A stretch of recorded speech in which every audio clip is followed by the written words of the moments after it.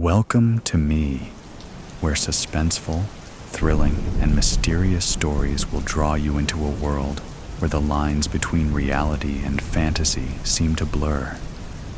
When the night falls, when all the sounds gradually quiet down, leaving only your own heartbeat and breathing, that's when these stories begin. Tensions, unsolved mysteries, moments that will make you hold your breath in fear or curiosity, all are waiting for you ahead. Find a comfortable seat, dim the lights, and let this sound guide you on a journey that is not for the faint of heart. I want each of you to leave a comment sharing where you are in the world. And if you are enjoying the episodes, don't forget to give a like and subscribe to the channel now. Relax. Are you ready? If so, join me in the first story right now. The Angst of Antilla. Tell me the truth. Where are you from? Yannick roared, leader of the Goobies, a notorious nomadic southern desert clan. In his teepee kneeled a young woman bound by the ankles and wrists. She wore a dirty, white satin tunic and breeches. Her brunette hair escaped from under her sand-dusted headscarf. Around her tired eyes, a darkened mixture of sand and sweat stuck to her skin. Other than that, the rest of her face remained untouched. Inside the teepee stood a few wooden chests and a bed of dried rushes wrapped in linen. A lantern sat next to the bed, and about 4 woven ra covered the desert floor. A leather bag lay across the floor, next to the woman. Through the crack of the entrance, stars could be seen twinkling in the inky darkness of the desert sky, stretching out towards the far horizon. A slight chill wisped its way inside and curled around the room. Besides the faint talk of those in the surrounding tents, only the crackle of the rushes burning in the lantern could be heard. I've said too much, the woman murmured. Yannick slapped her across the face. Her head snapped sideways, the red sting blooming across her cheek. Slowly, she turned back to face Yannick, trembling with rage. She glared at him, her blazing eyes drilling unsettlingly into his soul. Yannick took a step back. The wrinkles on his forehead loosened as frustration turned to shock. No way. This can't be, he whispered, feeling his stomach drop. He lowered to one knee to face her. He had to confirm what he was seeing. He let out a sharp sigh of disbelief. His eyes weren't fooling him. How? He asked her. She continued to shoot daggers at him, remaining quiet. How? He repeated. How what? She spat. Amber. Your eyes turned amber. She broke eye contact with Yannick and stared blankly at the reed-woven floor. Her eyes flickered back to a deep shade of brown. Yannick shuddered as he felt a sudden chill leave his bones. Tell me I'm wrong when I say that you're from Antilla, Yannick said, holding his breath. The woman shut her eyes and sighed. Tell me, he roared impatiently. She looked up at him again, amber flickering faintly through her pupils. A coldness instantly rushed over him again. You're not wrong. I am from Antilla, Yannick exhaled sharply, falling backwards to sit on the floor. He crossed his legs and ran one hand through his hair. How is it possible? How did you survive? He questioned in a softer tone. Untie me, then I'll tell you, she hissed, her menacing amber gaze burning into Yannick. You have some nerve. Then let my secrets remain untold, she jeered, narrowing her eyes. Her lip curled slightly. Yannick scoffed before getting up. He walked over to her leather bag and threw it angrily behind him, out of the woman's reach. He reached down, lifted the end of his robe, and took a sharp dagger from a tight piece of cloth wrapped around his ankle. He kneeled behind the woman and started to cut away at her restraints. She rolled her shoulders and stretched her neck the moment she was free. She stood up briefly, stretching her legs, and before sitting back down with her legs crossed. Yannick kept his eyes locked on her, dagger in hand, before he sat down again. Thank you, she said, with a slight nod. I will tell you how I managed to make it out alive from Antilla. But it will not help you, nor will it bring any peace to this situation. It will only quench your curiosity. A favor for a favor, Yannick said, twisting his knife from the blade's tip. Very well. The woman dug deep into her mind to try to resurface the day she made it out of Antilla. The memories came flooding back in an instant. Tonight, a distant star will die. It will explode into blues and pinks and purples, Kira said, bursting with excitement. And how do you know this? I said, crossing my arms. Kira had a vivid imagination. We never knew if what she was saying was fact or something she had created in her head. Next to the North Star last night, I noticed one of the stars getting dimmer and dimmer until it disappeared. It was always there. I had it plotted on my star map. I waited for a long time, but it never came back. This lines up with the legend of Nara, Thomas interrupted. The legend that described Nara Envith witnessing the night sky, illuminating in an unfathomable display. The disappearance of a star followed by a cascade of colors, painting the night sky. Thomas leaned against one of the cobblestone walls of a side street in the market square of Antilla. The three teens were hidden in a corner of the square, watching the passers-by.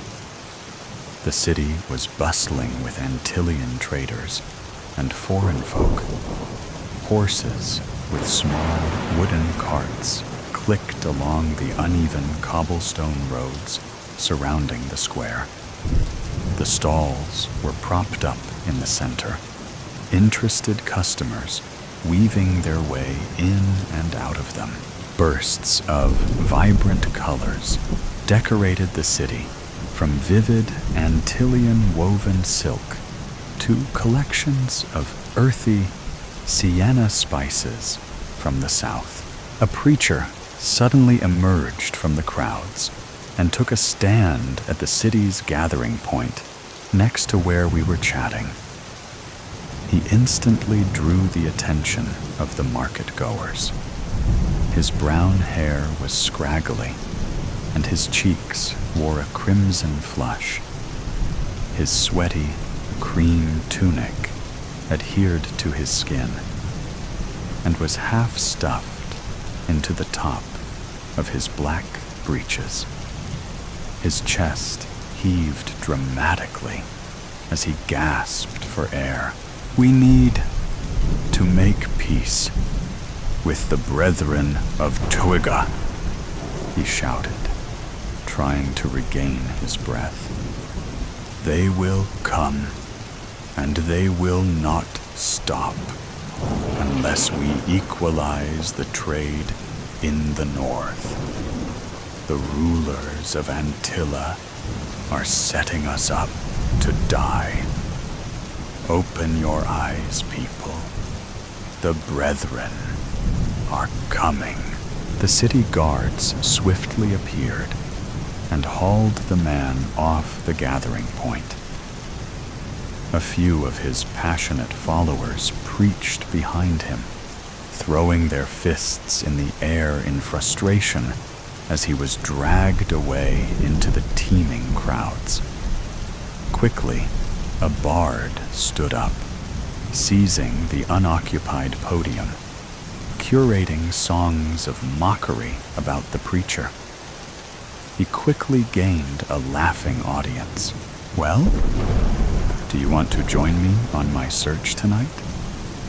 Kira toothily smiled, oblivious to the scenes around her. Thomas and I exchanged looks. We knew that meant camping on the roof of her steading till early hours of the morning in the freezing cold. It's a bit chilly, don't you think, Priscilla? Thomas asked, raising his eyebrows. I agree.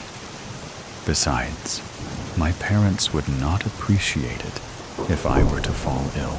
I get it, Kira grumbled. But just know that you are missing the chance to watch a legend be reborn. The legend of Kira. Thomas and I rolled our eyes. We spent some time browsing the market stalls for any interesting items we could buy with our measly 5 silver coins. To our avail, we found nothing. Once the vendors began disassembling their stalls, we headed home for dinner. The foreign merchants made their way to their respective inns, weary from the long day. The concealed stars slowly emerged into the darkened sky, and a cold air settled over the city. Merchants drank into the early hours, while children drifted to sleep. Wrapped in woolen blankets, I woke up to the frantic banging of Kira's mother on our front door in the dark of night. "Hurry! Hurry! Wake up!" she screamed. My dad rushed to the door. My mother's footsteps could be heard running to the kitchen. In the background, I could hear the petrified voice of Kira's mother explaining to my father, "The brethren are coming." Kira saw them crescenting the hills from the south. "We don't have much time. We need to leave before they get here. There are thousands of them." Without a moment's hesitation, my dad came storming into my room. "Dayu, what's happening?" I asked. He grabbed my arm and dragged me off my bed without a word. My mother was waiting at the door with a lantern. In the span of a few minutes, buildings had been set alight, and screams could be heard echoing through the city from the outer walls. We ran through the streets, trying to avoid soldiers and other screaming townsfolk, hoping to make it to the north of the city before the soldiers got there. But it was no use. We were surrounded. "Priscilla, you need to listen to me," my dad said sternly. He kneeled down to face me and placed his hands firmly on my shoulders. "Those carts by the city walls will soon be leaving. You need to climb under one and grab on. Do not let go. Do you hear me? Do not let go. You need to get out of here. We love you so much. We will come find you. Go. Be safe, my dear. Tears spilled down his cheeks, illuminating in the fire's blaze. Dad, go! I did what I was told. I ran to a horse and carriage next to one of the burning buildings by the city's outer wall. Before I went under, I looked back, hoping to see my parents, to say my final goodbyes. But they had vanished. I climbed under the large carriage and held on to the wooden foundations. I wrapped the top of my feet behind another plank of wood. It only took a minute or so before a couple came running in a panic and climbed into the carriage. "Hurry!" the woman screamed as her partner leaped inside, closing the door behind him. A coachman jumped onto the front of the cart and instantly got the horse in a gallop. The cart moved quickly out of the city, cobblestone streets changing to rough dirt roads. We turned occasionally until we were headed for the south. As we moved further away, the stillness of the cold, airy night echoed the distant, muffled screams escaping from Antilla. Tears slipped down my cheeks, but a cry could not form. I didn't know if I would ever see my family or friends again. My whole world had changed in a heartbeat. My thoughts were suddenly interrupted by the jolt of the cart coming to a stop. I heard the neigh of a distant horse and footsteps approaching the carriage. There was a sudden gurgling as the swish of an arrow flew through the air. There was a splintering of wood, and a sudden force pushed the carriage backwards.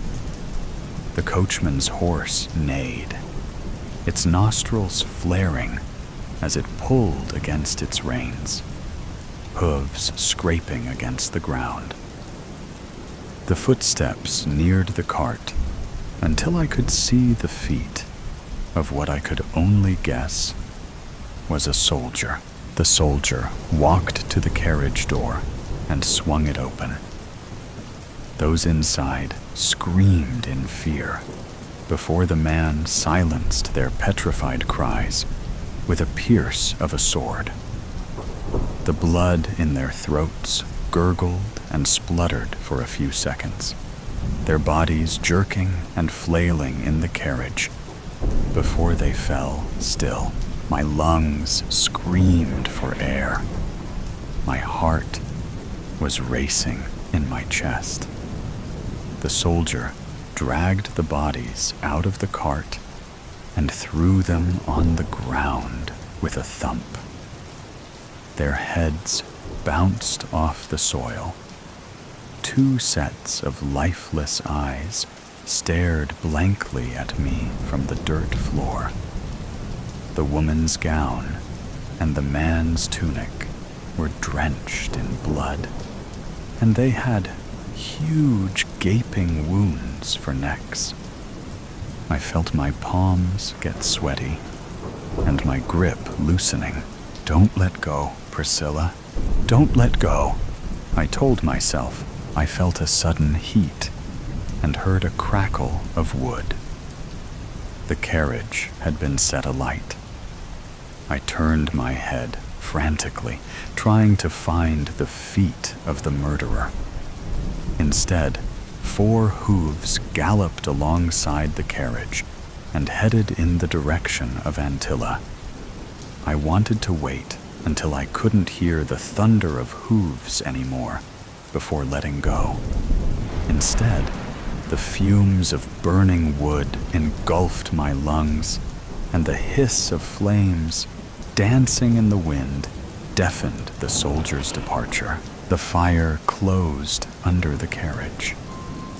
The sweat on my hands was as slippery as oil.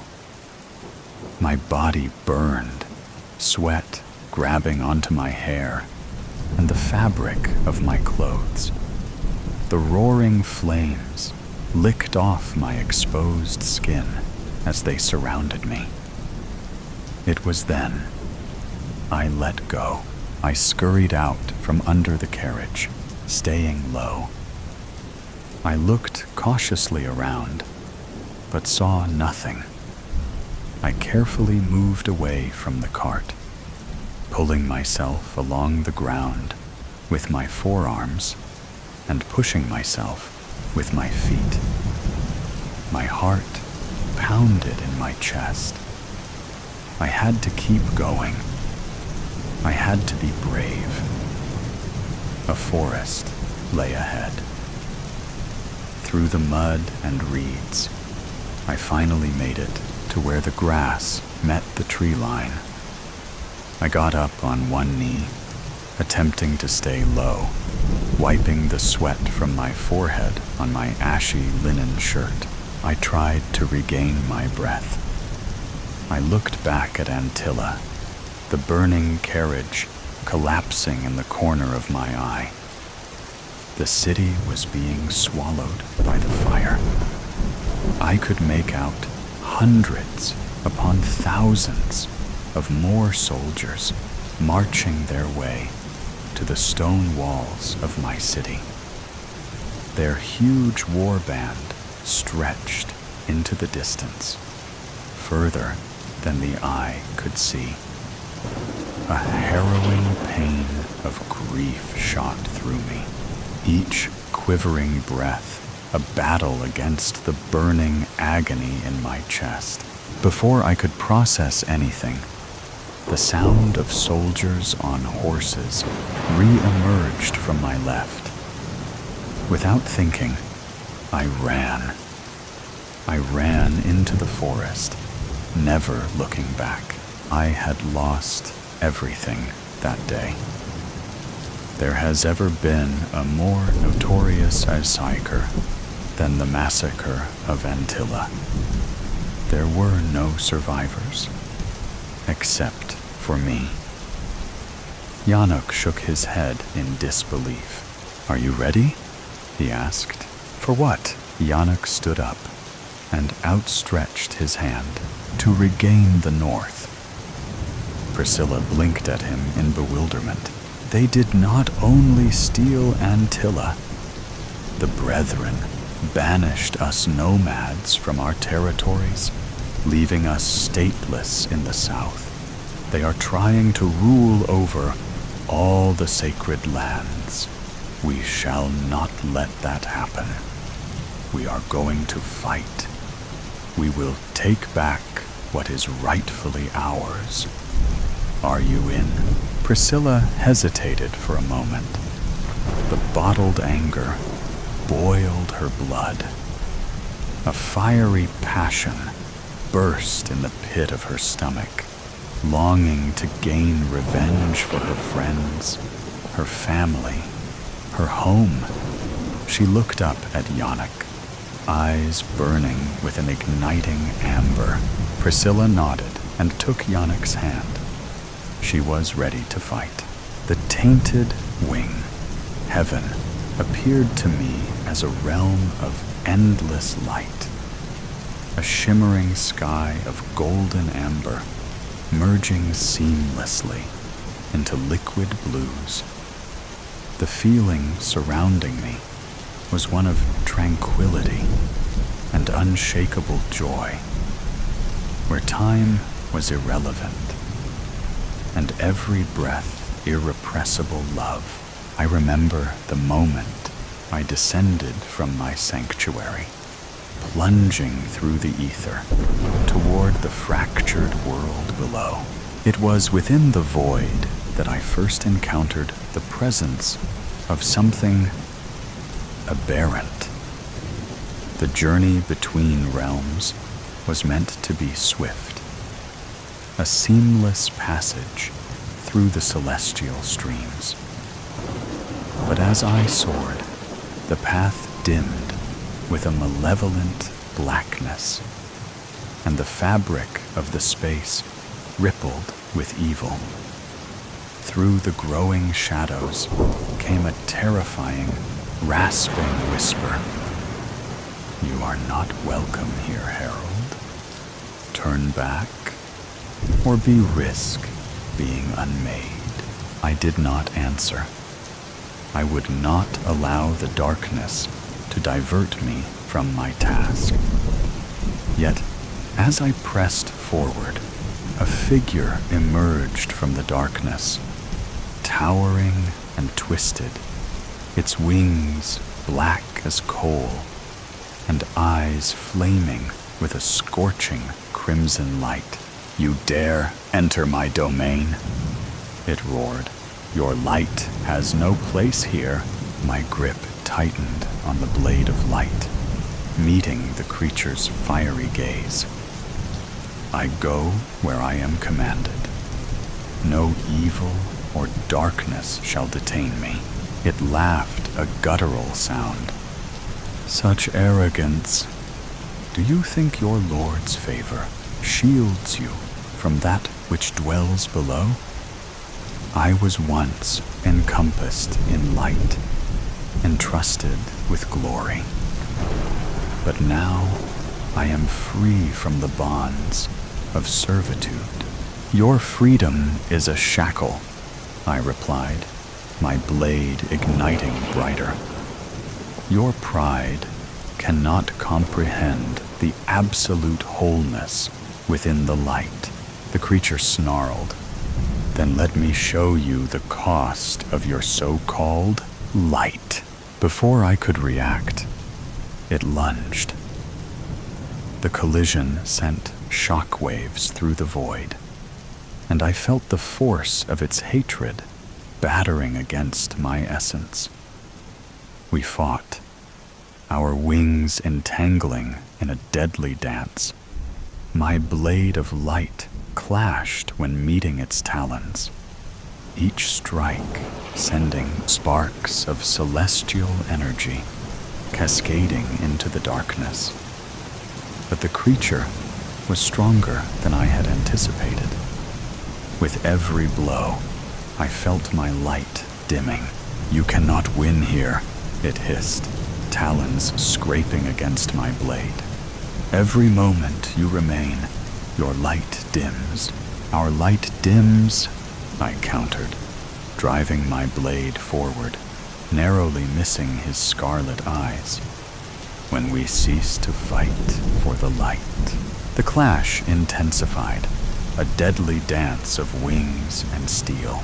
"You will fall, just as I did," it sneered, crimson eyes glowing brighter. "Even the brightest stars burn out." I steadied myself, summoning strength. "Stars may burn out," I said, with a voice that belied my weakness. "But their light endures for eternity, and so will mine." With a cry reverberating into the ether, I surged forward, blade blazing. The creature clawed at me, its touch searing with poison. Black veins spread across my arm where it struck, its inky black substance sinking deep into my being. "You are already mine," it hissed, its voice dripping with malice.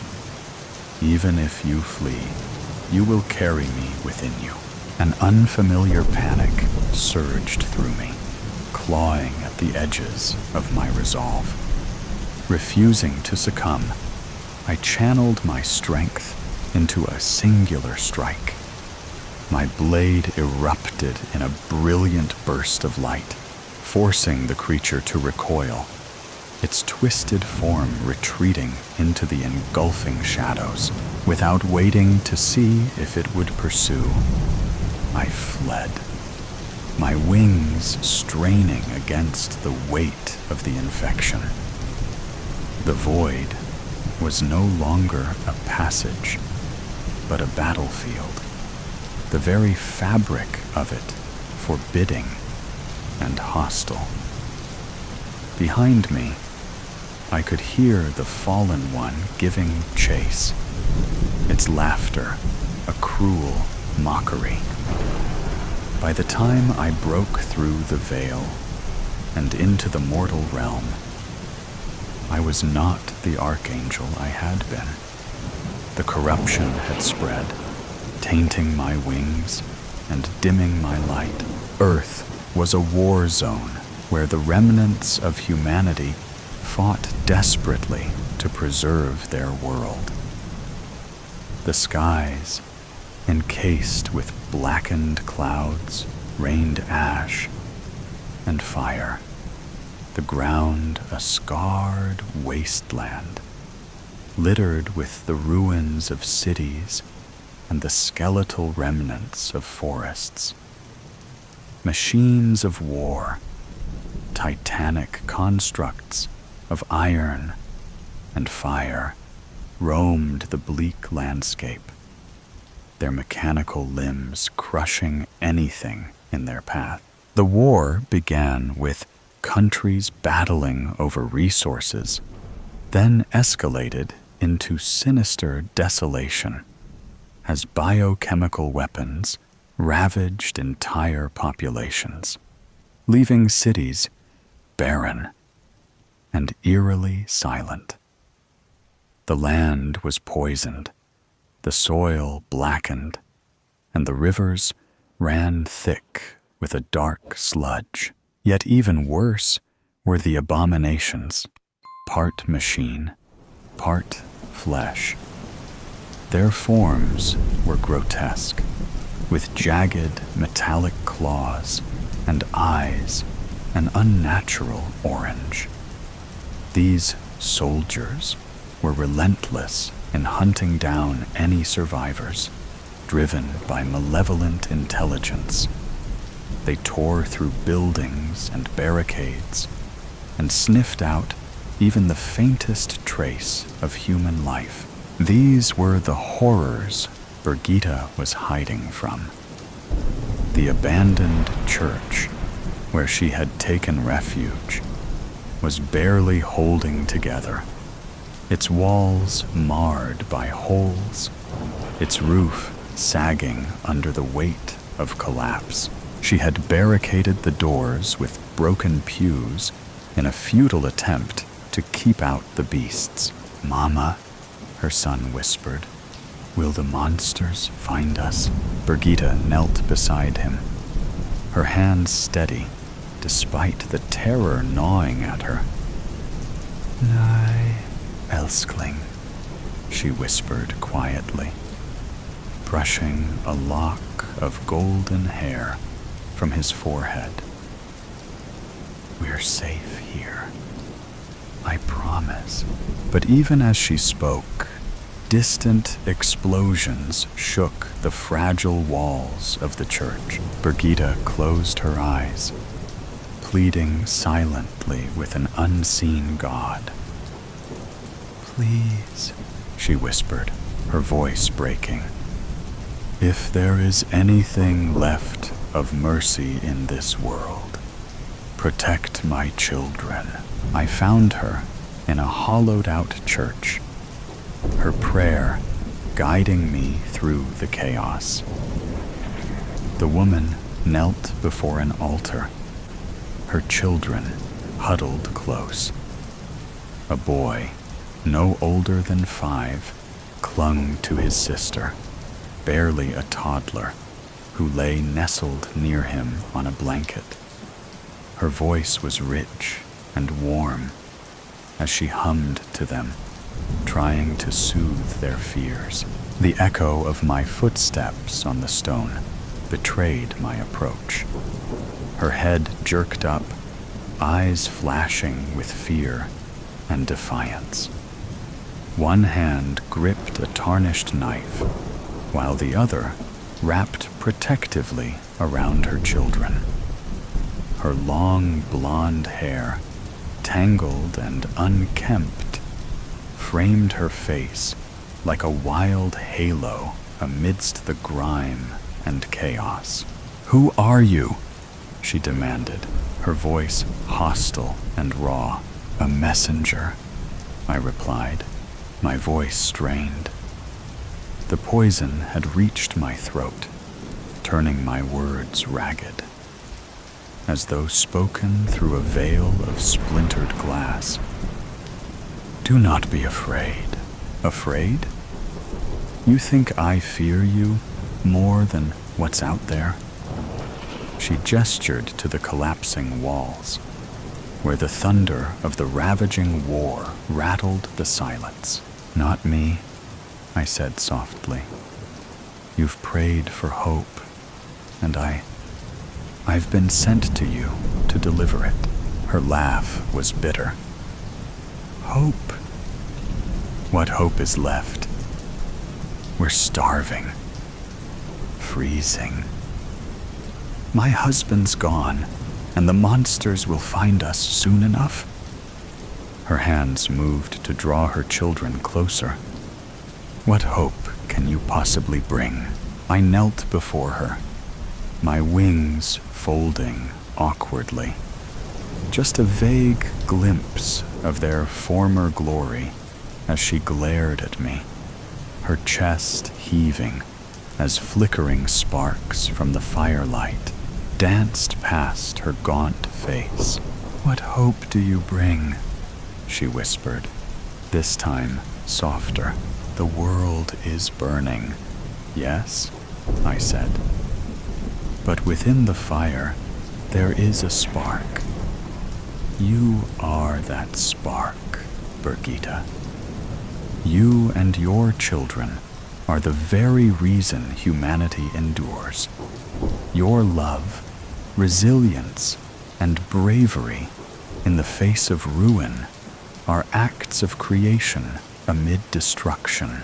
Birgitta's lips trembled, tears spilling over her cheeks. I'm just a mother desperately trying to keep her children alive. How can that matter? I reached out, the flesh on my fingers blackening, cracking, as the infection spread into every cell. I dared not touch her, fearing what my corruption might bring. "It matters. You have chosen to love in a world that has forgotten how," I said. "Every second you hold them close, every breath you take, despite the odds, you resist the darkness. That is hope." Birgitta's shoulders sagged, the knife slipping from her grasp to clatter on the floor. "What are you?" she whispered, her voice barely audible.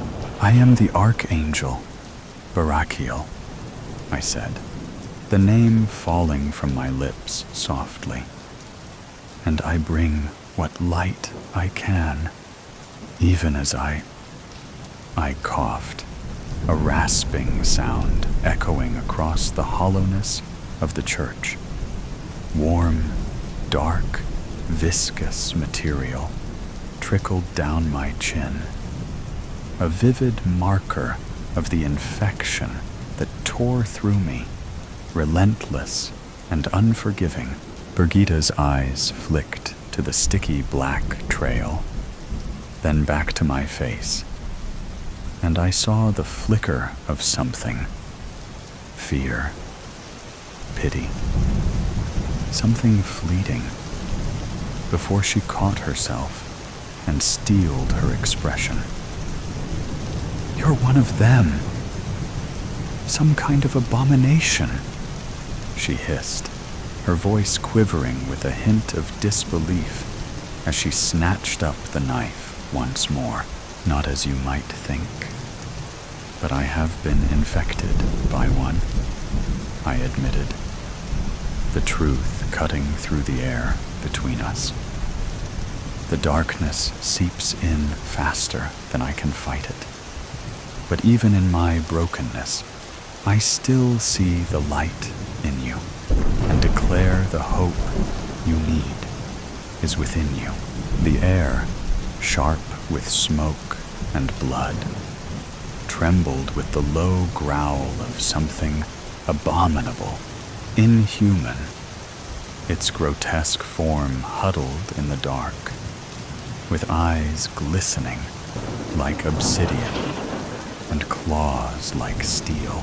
"Scouts," Birgitta whispered, her voice breaking, taking a step back, clutching the knife tightly in her palm. "They know we're here." A snarl echoed from the shadows, making Birgitta flinch. Her eyes, wide with fear, darted to me anxiously. The searing ache in my chest grew as the infection burrowed deeper, feasting on my essence like a relentless parasite. I could feel the creeping chill that whispered dark promises of what I would become if I failed to return to the heavens before time ran out. I looked at her, my heart hammering, my angelic nature slipping away. The dark veins under my skin pulsed, black and raw, and I could feel the last shreds of my divinity slipping away. "I won't abandon you," I murmured, my voice tense as the suffocating taint wrapped tighter. I plucked a feather from my wing and handed it to her. "Take this," I said softly. Once a brilliant gold, it shimmered faintly, barely piercing the shadows around us. "Keep it with you. Let it remind you that even in the darkest times, light and hope endure. It still holds a trace of heavenly power, a shield and a weapon to stand against evil." Birgitta took the feather with trembling hands. Her eyes searched mine, and I saw her resolve harden. She was still afraid, but there was something else now. Determination, purpose, hope. What if it's not enough? Her voice barely rose above a whisper, but I caught it. The uncertainty, the single thread of hope desperately clinging to the last embers of her belief. I pushed myself to stand, the fire in my veins making each movement like a stone dragged over a sharp edge. "Then it will at least give you a chance to fight." The creature screamed again, and Birgitta turned, eyes wide in horror, as its shadow slithered past the crack between the doors. "Go now," I rasped, my voice rough and commanding. Darkness crept at the edges of my vision, threatening to overwhelm me until I forced it back, planting myself firmly between Birgitta, her small children, and the looming threat. I unfurled my wings to their full, fractured span, a shield against the encroaching evil. The first shadowy limb appeared, reaching into the crack in the door, talons deftly lifting the latch with alarming precision. The front door burst off its hinges, and the figure that emerged from the darkness was not the hellish machine of war that we expected or anything of this world. The presence that breached the doorway burned with unnatural heat, making the air quiver. It was twisted, with slit-cut eyes, like fractured stars, and a mouth that split open in a grin of jagged teeth. So, the fallen angel seeks to defy his own fate, it rasped, a voice that reverberated with 1,000 tortured echoes. What hope do you carry now, Barakiel? You are already ours. I felt the infection tighten its hold, tendrils of pain trying to squeeze the light from my very soul. I clenched my fists, the calluses rough against my skin, a reminder of what I once was. I will not be yours, I said, my voice broken. The pain in my chest unbearable as I fought through it. The black tide aimed to unmake me, twist me into a creature like the one before me. But I would not let it. The creature's grin widened, vile and triumphant. You will carry the dark within you, Barakiel. It will warp you. The more you fight, the deeper it sinks its claws. It is already too late.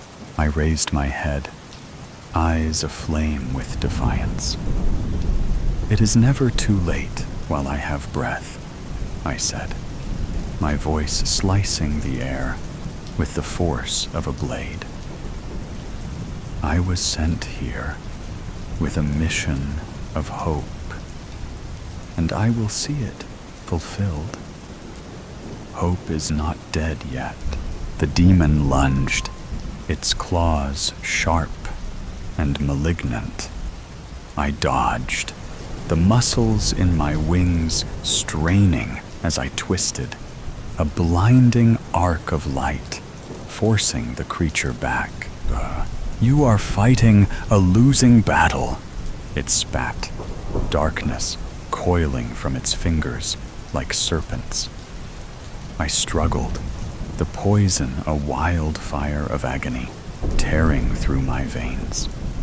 But I willed my light to stay. If I gave in, if it reached my heart, I would become a vessel of destruction, a slave to the same darkness I now fought against. Behind me, I heard Birgitta's voice, high and urgent. Come, Niels! Her voice mingled with the frightened whispers of the boy and cries from the baby. They bolted, seeking an escape into the howling wind, carrying the salty tang of the sea. The icy bite of the wind was a dramatic contrast to the suffocating air they had just fled from. The demon's attention whipped toward the door, where Birgitta and her children had just vanished. As the creature's attention shifted, I took a deep, shuddering breath, its black gaze shifting back to me with malice. I could see flashes of Birgitta's face in my mind, the desperation in her eyes, the way she had held the feather from my wing like it was her last breath. Her voice echoed in my thoughts, urging me to hold on, to find the strength. You're our only hope, Barakiel. Don't let this darkness take you. Hope, I whispered, the word of promise, is my purpose.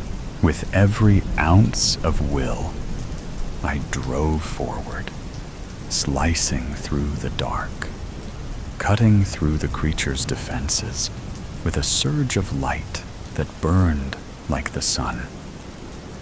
I summoned all that was left of my divine power, casting it into the heart of the aberration. And a final, blinding light sent the darkness sprawling, leaving a broken shadow at my feet. The air shivered, thick with the scent of burnt anguish. I knew the battle was far from over, that the insidious infection still clawed at me, relentless. But the light had not been extinguished, and if I still breathed, hope would remain. "Run," I whispered to the echo of Birgitta's face in my mind, the memory of her strength bolstering my resolve. Find the strength to believe. Never give up hope. The infestation surged, and I stumbled toward the shattered remnants of the church doors. I shook as much of the taint off my wings as I could, and took flight. Shutters creaked and flapped against the painted facades of the old, weather-worn cottages that lined the cobblestone lanes. Birgitta's breath came in short, panicked gasps as she ran, her ragged robe billowing behind her. Her children clung desperately to her, Niels stumbling over the uneven stones, Sarah clutching her neck, as their fearful blue eyes reflected the glow of street lamps that sputtered in the chill wind. The cobbled streets seemed to twist and narrow with every step, as if the town were conspiring to trap her. Soaring over the small, deserted city, I searched for her, eyes straining, urgently following the flickering trail of hope. Off in the distance, I could see movement. I pursued cautiously, the embers of energy flickering perilously, as a warning not to delay leaving this world any longer. Birgitta and her children were surrounded by the mechanistic droids of war, their steel armor glinting ominously in the dimming light. She stood unyielding, one arm lifting the feather high, while the other clutched little Sarah against her chest, Niels clinging to her legs. Her long, golden hair curled around her like wildfire, and she met the advancing machines with a determined gaze. The glow from the feather expanded, creating a shield that pulsed with radiant power, encompassing her and the children. The droids paused, their movements jerky and tangled, as if the light had scorched them. They clashed and sputtered, their circuits disrupted by the barrier.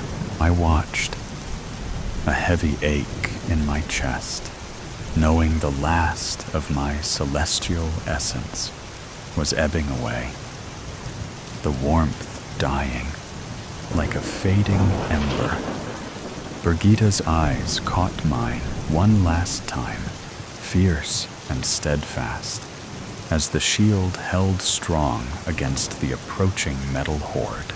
Her courage propelled me to find the strength to fight the infection's grasp. With the last drop of my essence, I flew into the void, toward the heavens, leaving behind the realm that had almost claimed me, holding tight onto the vision of Birgitta's bravery and the hope she now carried in her heart as I pushed toward my salvation beyond the stars. Which and judge. I am here, in my skin, in my flesh. My spirit clings to the body, not as a vessel, but as a home, and I will not be moved. I repeat the watchwords against division, clutching someone else's rosary. I repeat them. My nails grasp at a different bead, any other bead. My hands forget everything in their cloying desperation for the comfort of a warm wooden anchor. My eyes are drawn away from me. The tears do not help. I cannot see, but then I can. Judge is heaving a great piece of wood, striped orange and white. His back is hunched, and his feet struggle against the splintered wooden barrier. His mouth is statically agape, and his face does not contort or demonstrate any recognition of circumstance. He is the unaffected Tasky, and the last 3 feet of his unwieldy plank strike me from the shoulder to the ground. I am dead. I am clutching the rosary again. My spirit quiets as I reflect on the anger of the grotesque monster I inhabited. He drove a cab for tourists before this country fell into ruin. 3 sons, 4 daughters, and a dead wife, a widower who had not given thought to a better alternative. The cabin of his vehicle was a presentation. Ash-colored cloth seats without stain or spot, and 2 complimentary water bottles protruding out of the door cup holders made an effort unmistakable. His ethos was not so much a blunt acceptance of reality as a cold disdain for wishful thinking. All of this poured into my heart as I spent the last few seconds of his life with him. And now I am here, and the door scrapes against the dirt towards me, creating a small mound as it goes. I am not a small woman, but Judge is a tall man. He is an oak that has grown straight and uniform, its roots deep under the earth, unexposed. When I look into his brown eyes, exposed by the sunlight, now reflecting about this pale, wooden shed, I see a stern father. It is all in how he creases his eyebrows. "Are you okay?" he asks me, still clinging to my borrowed rosary. I stand up. My spirit clings to my body with renewed vigor. The vague pain of loss that always reminds me of my husband starts to fade away. It is a beautiful feeling, the body reunited with the spirit like long-lost lovers. 2 co-inhabitants, not 2 halves. But it doesn't go away completely, though my spirit is quieted. All of this in the 30 seconds it takes for me to rise, arthritic pain searing my hip. "I am all right, thank you," I say, ginger but proud. He does not carry that large piece of wood anymore, but his hands have the blisters to prove he once did. He does not want to show it, but he looks tired, and the bulging plastic monster on his back, carrying all of our supplies, seems to make it worse. He needs to rest. I am really feeling quite at peace. Perhaps we should rest. He seems to have difficulty understanding what I am saying. His eyes are fixed upon a small hole in the corner of the shack, where something has dug up the dirt foundation. It is good to rest here. His gruff voice and Italian accent remind me of an old Don from a mafia movie who spoke wistfully of the old country, but he lacks any of the charm or familiarity. His breath is still heavy. The rising and falling of his chest is easily seen through his fleece jacket. His mouth is slightly agape, as though it only existed for the intake and expulsion of air. He blinks again. Then finally, there is motion. He does not spring into action. He slowly rolls his shoulders, and the large backpack falls to the dirt on its bulging pockets, rolling back and forth like an upended turtle. I strongly believe in the importance of polite conversation. It is the only contribution I can make, given my infirmities. What wondrous weather it is. He begins to unroll the sleeping bag. It is for me, of course. He is ever the gentleman in that way, at least. Was it a joy to have such weather in your youth? The sleeping bag haphazardly sprawled on the ground. He takes out a portable stove. His hands seemed designed to break the little dials, yet he turns it with shaking fingers and a hunched back, like a chef garnishing his signature dish. Perhaps you might tell me something of the flowers here. A special kind your mother preferred? I am quite shocked he has ignored me here. That kind of question is bound to get an emotion out of even the most stalwart Presbyterian. Alas, nothing. He opened the can of soup with his Swiss Army, and that means it is almost time for bed. And for the debriefing, of course. We are only one day from Monteriggioni. We have no food left. We have 1 liter of potable water. The terrain will not be difficult. The elevation will be difficult. We will leave at 600. We will arrive before 1800. Do you have any questions? As his words come out, I feel a twisting frustration. 2 months of scavenging Rome. A week of marching through Tuscany. So many dead people. Good people. Good people that he killed. How many more of them will you murder before you let me leave? He raises his busy, unkempt unibrow. You have a burden. I have a burden. You have a burden? I watch you. I see what they see. I feel what they feel. They had hopes. Do you?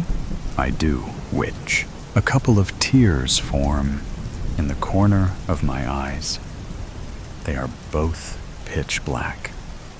I start scratching my blotchy red skin. He does not say it with the twisting of inflection or with intention to harm. My name is Marigold. I thrust my finger forward at him, and some rogue conscience makes me feel silly.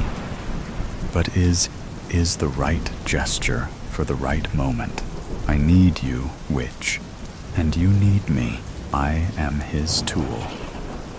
his edge against the infected, and nothing more. They are not demons, and I am not a witch. You are deranged. You are sick. The next time they are near us, I just might not tell you anything. I might just take a little trip with them. Then I will die. My legs have adjusted to the long days of walking, but I am still exhausted. I want to prolong the argument. I want to share how the infected feel with him. I certainly have tried. I want him to see the crisp interior of the cab. I want him to know about the children and the mothers and the friends and the loved ones. But I don't think any of that would matter. At this point, I doubt he has any point of reference. He must be a statue brought to life, or a thing sprung out of the ground. I fall asleep. I am moving. Quickly. Faster than I ever have. I am hungry. Starving. Grass touches my face, springing backward as easily as forward. My paws leave no evidence in the dirt. I dig a little. My back scrapes against wood, and it hurts. I have to eat. I bite something. I awake to a shout. I cannot see. It is too dark, and our flashlight turned out weeks ago. We had hoped to find a new one at this Monteriggioni. I feel around on the dirt. Something bit me. A mouse. Demon. Judge is infected. I did not wake up. Why did I not wake up? You will kill me. It is still dark. I still cannot see. I feel something rubber, indented, grooved. Judge's shoe. I feel something dread. Something furry. The mouse. Dead. Hours pass in silence. I cannot go to sleep. Judge has hours, and almost all of them will be spent in darkness. Dim morning light fills the shed. Judge shoved it open hours ago, but only now I noticed. What I would give for an infected to stumble nearby. I would do anything to be someone else. I would do anything not to be Judge's comforter. We do not talk. I do not apologize for my outburst, and a regrettable part of my soul feels schadenfreude, as Judge will have to suffer as an infected. He has made others suffer so much. He has killed so many of them, and I am the witness to their pain. I resolve to not kill him. I look at Marigold.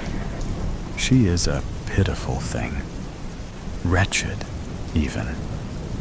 Marigold stands up. I stand up.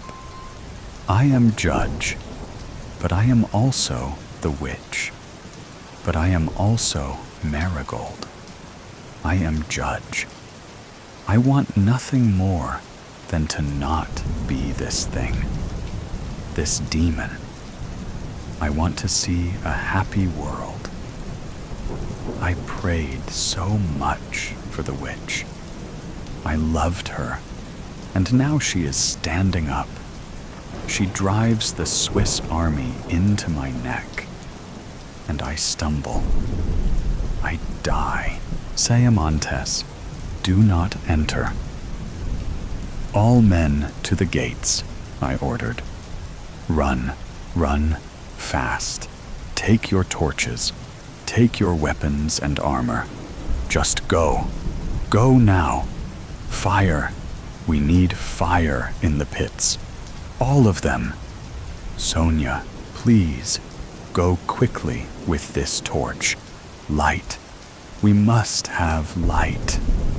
The rest of you beautiful women, I depend on you to help me protect Sayamontes. Will you? That was all I had to say, as they took action barricading the massive castle doors. It was late when the guards alerted us. There had been a breach at our southern gate. This was unprecedented. 24 people against our population of 69.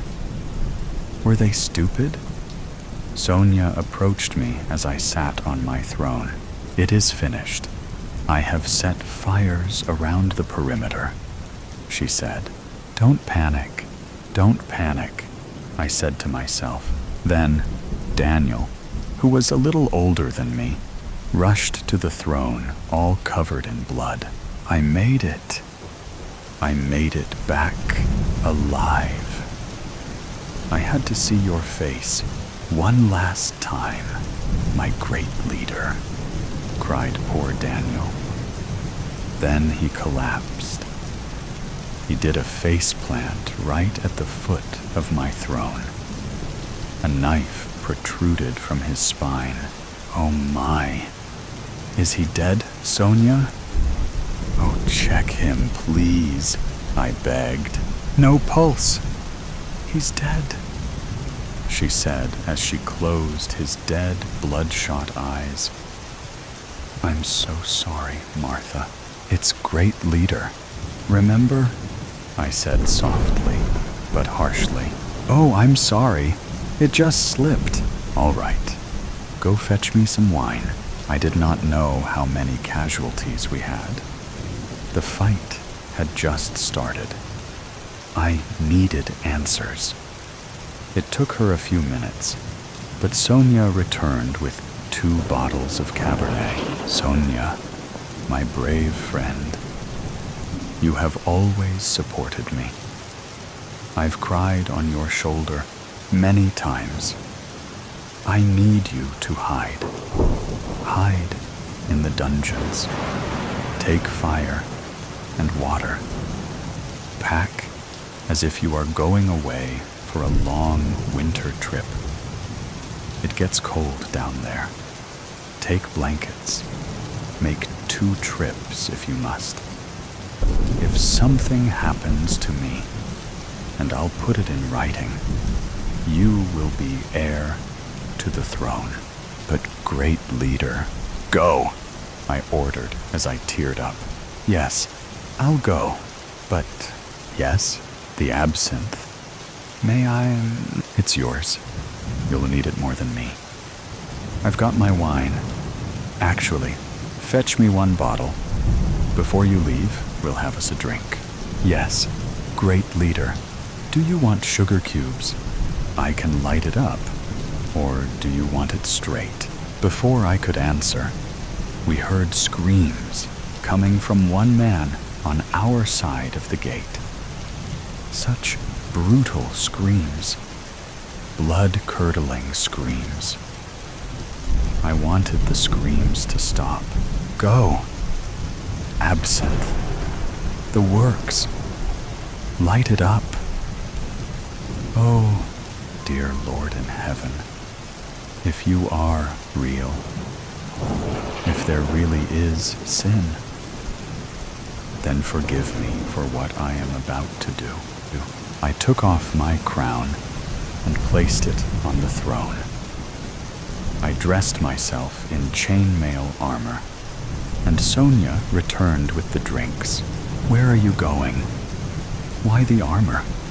She asked as she put sugar cubes on a silver slotted spoon. She then lit the drinks on fire. I could smell sweet licorice fill the air. If we must fight, I will join the men on the battlefield. Sonia, we're going to win. I assured her. Please, now, drink. The fire had burnt away the sugar, and in minutes, the drinks were gone. They were strong, delicious. It made my mouth and my lips go numb. Thank you, Sonia. It's time. When she left, I did not know if I would see her again. I then gathered my weapons and approached my female guards at the front doors. Open, please, I ordered. They removed the barricades and opened the heavy doors. As I stepped forward, I tripped over my chainmail suit.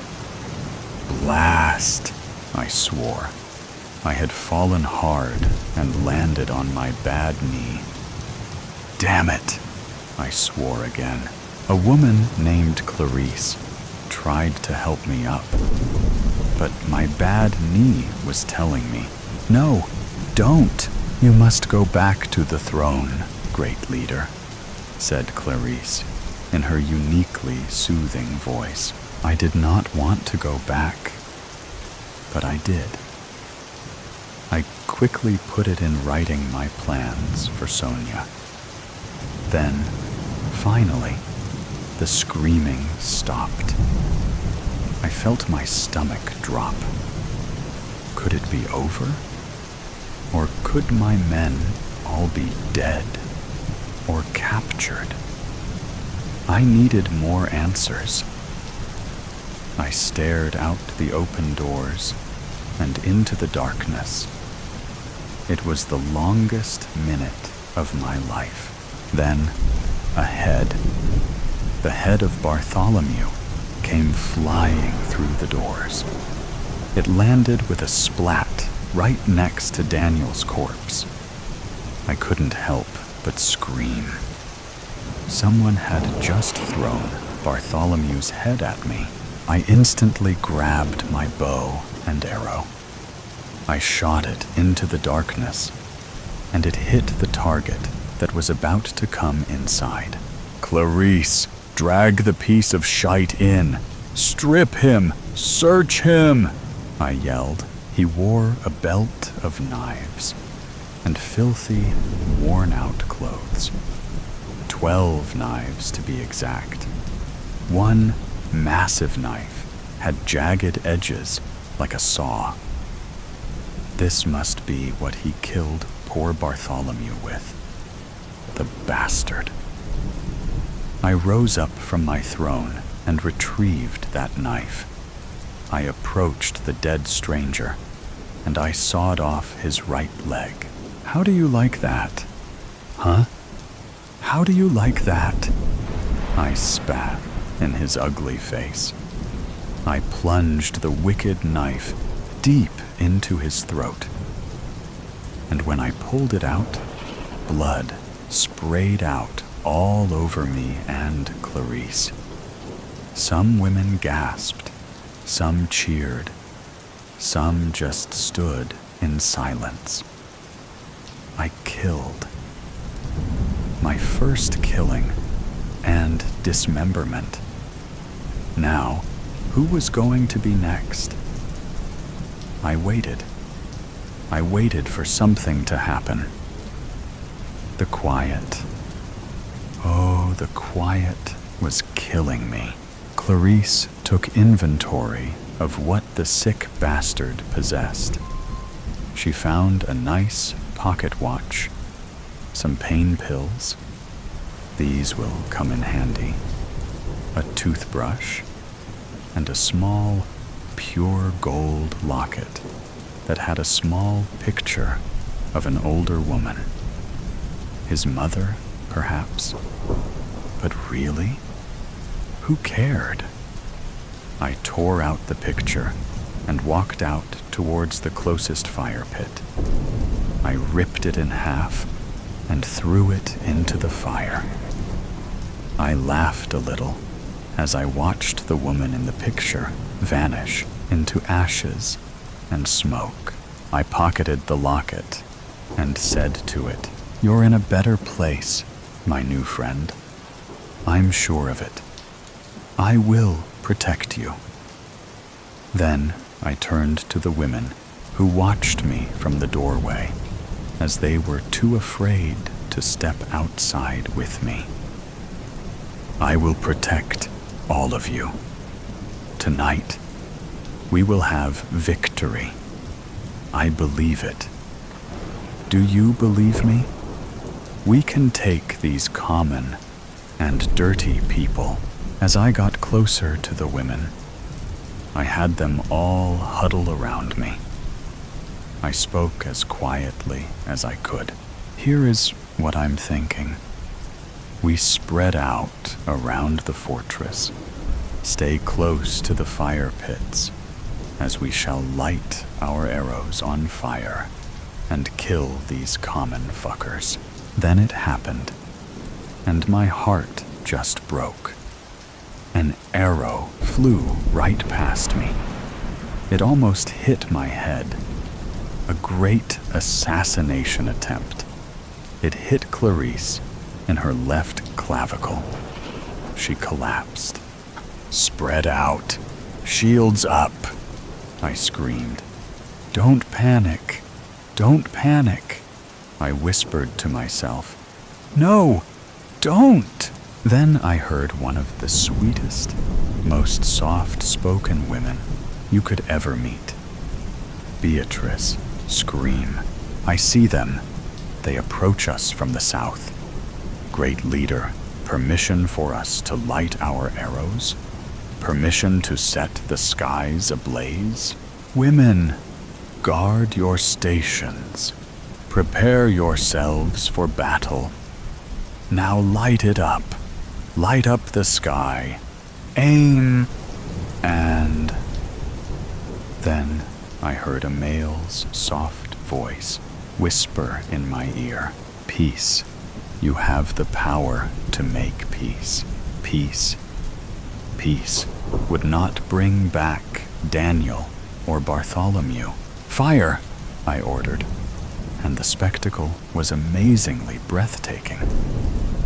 The arrows lit up the south side of Siamontes. They landed in unexpected areas. In the trees, in the pond, in one man's shoulder, and beyond. I counted 3 fallen men from the first round. When the flames went out, it was so hard to see. Were they charging us? Where the hell were our men? I ordered another round to be fired. "Take aim at whatever moves. Fire at will," I ordered as I retreated to the bathroom to relieve myself. Even during these times, I felt it was important to be a lady. While the other women may be squatting in place, I preferred my privacy. There had to be more than a dozen men out there ogling them. There had to be. As I raced through the corridor, I stopped suddenly. I heard something behind me. Not screams, but footsteps. I proceeded cautiously, but was afraid to look back. I entered the bathroom, opened the stall door, and soon felt relief. As I washed my hands, the warm water felt good.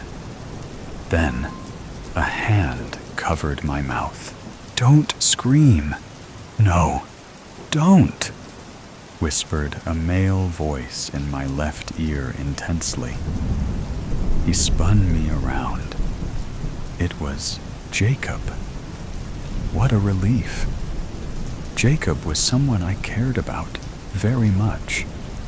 We enjoyed our private times together. We had hot sex. He was quite possibly the best I had ever had. He uncovered my mouth and smiled at me with perfect chops.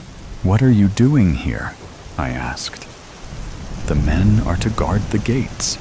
I needed you to protect the women." I became unglued. Why is this happening? How many men have we lost? This is not okay. Why are you so calm? He grabbed both of my arms and told me to be calm, to listen closely. Daniel got a bit ahead of himself. You know how he gets excited, right? Well, he just took off, running towards the southern gate. He had his torch, and we told him to stop, to wait, but he just kept running. Then his torch went out. It was like he just disappeared. We kept moving, and we were careful not to let our flames go out. Then I heard Daniel, "Oh my God," a phrase I would normally never use. They got him. We regrouped and discussed if we should split up. Bartholomew wanted us to split into 4 groups: north, south, east, and west. We decided against him, and he took off running north, back towards the castle. "I've been so worried," he said as he got choked up. Apparently, he did not see the corpse and the head by my throne when he entered Siamontes.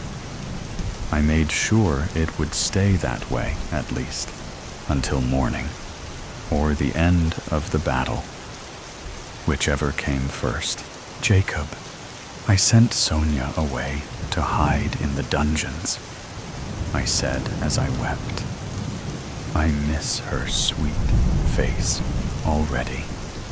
She was my kindred spirit, my best friend.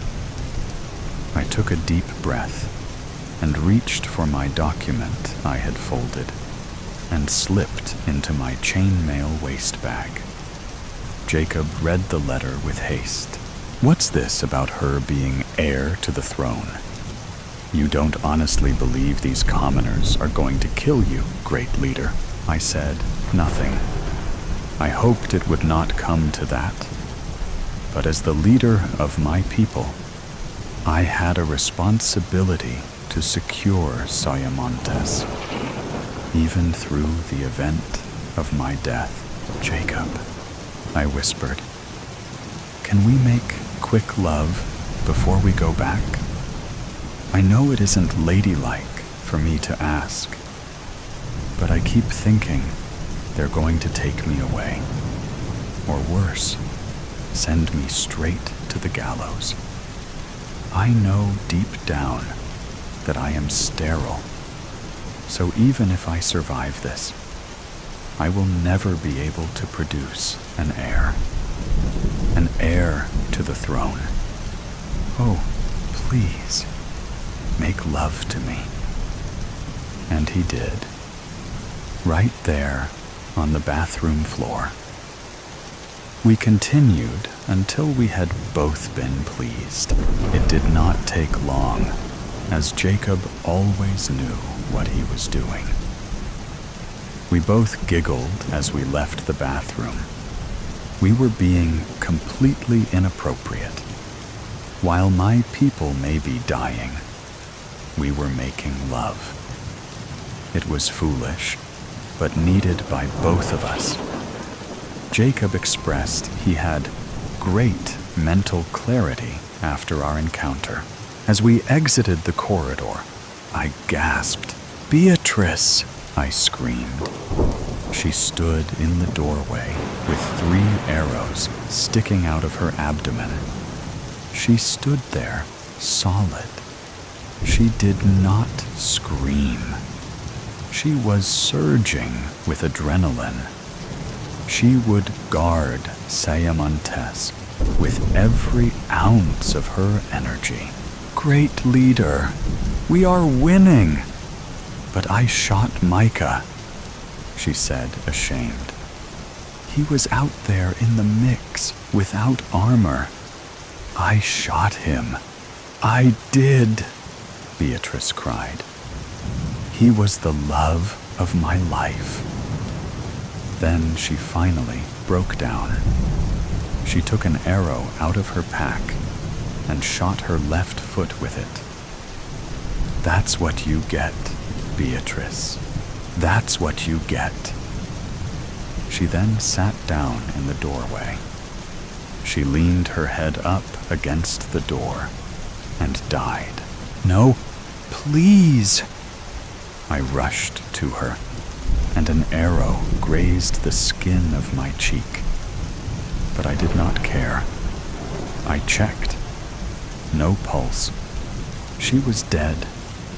And for what? Oh, poor Beatrice. Where was your shield? What did they want?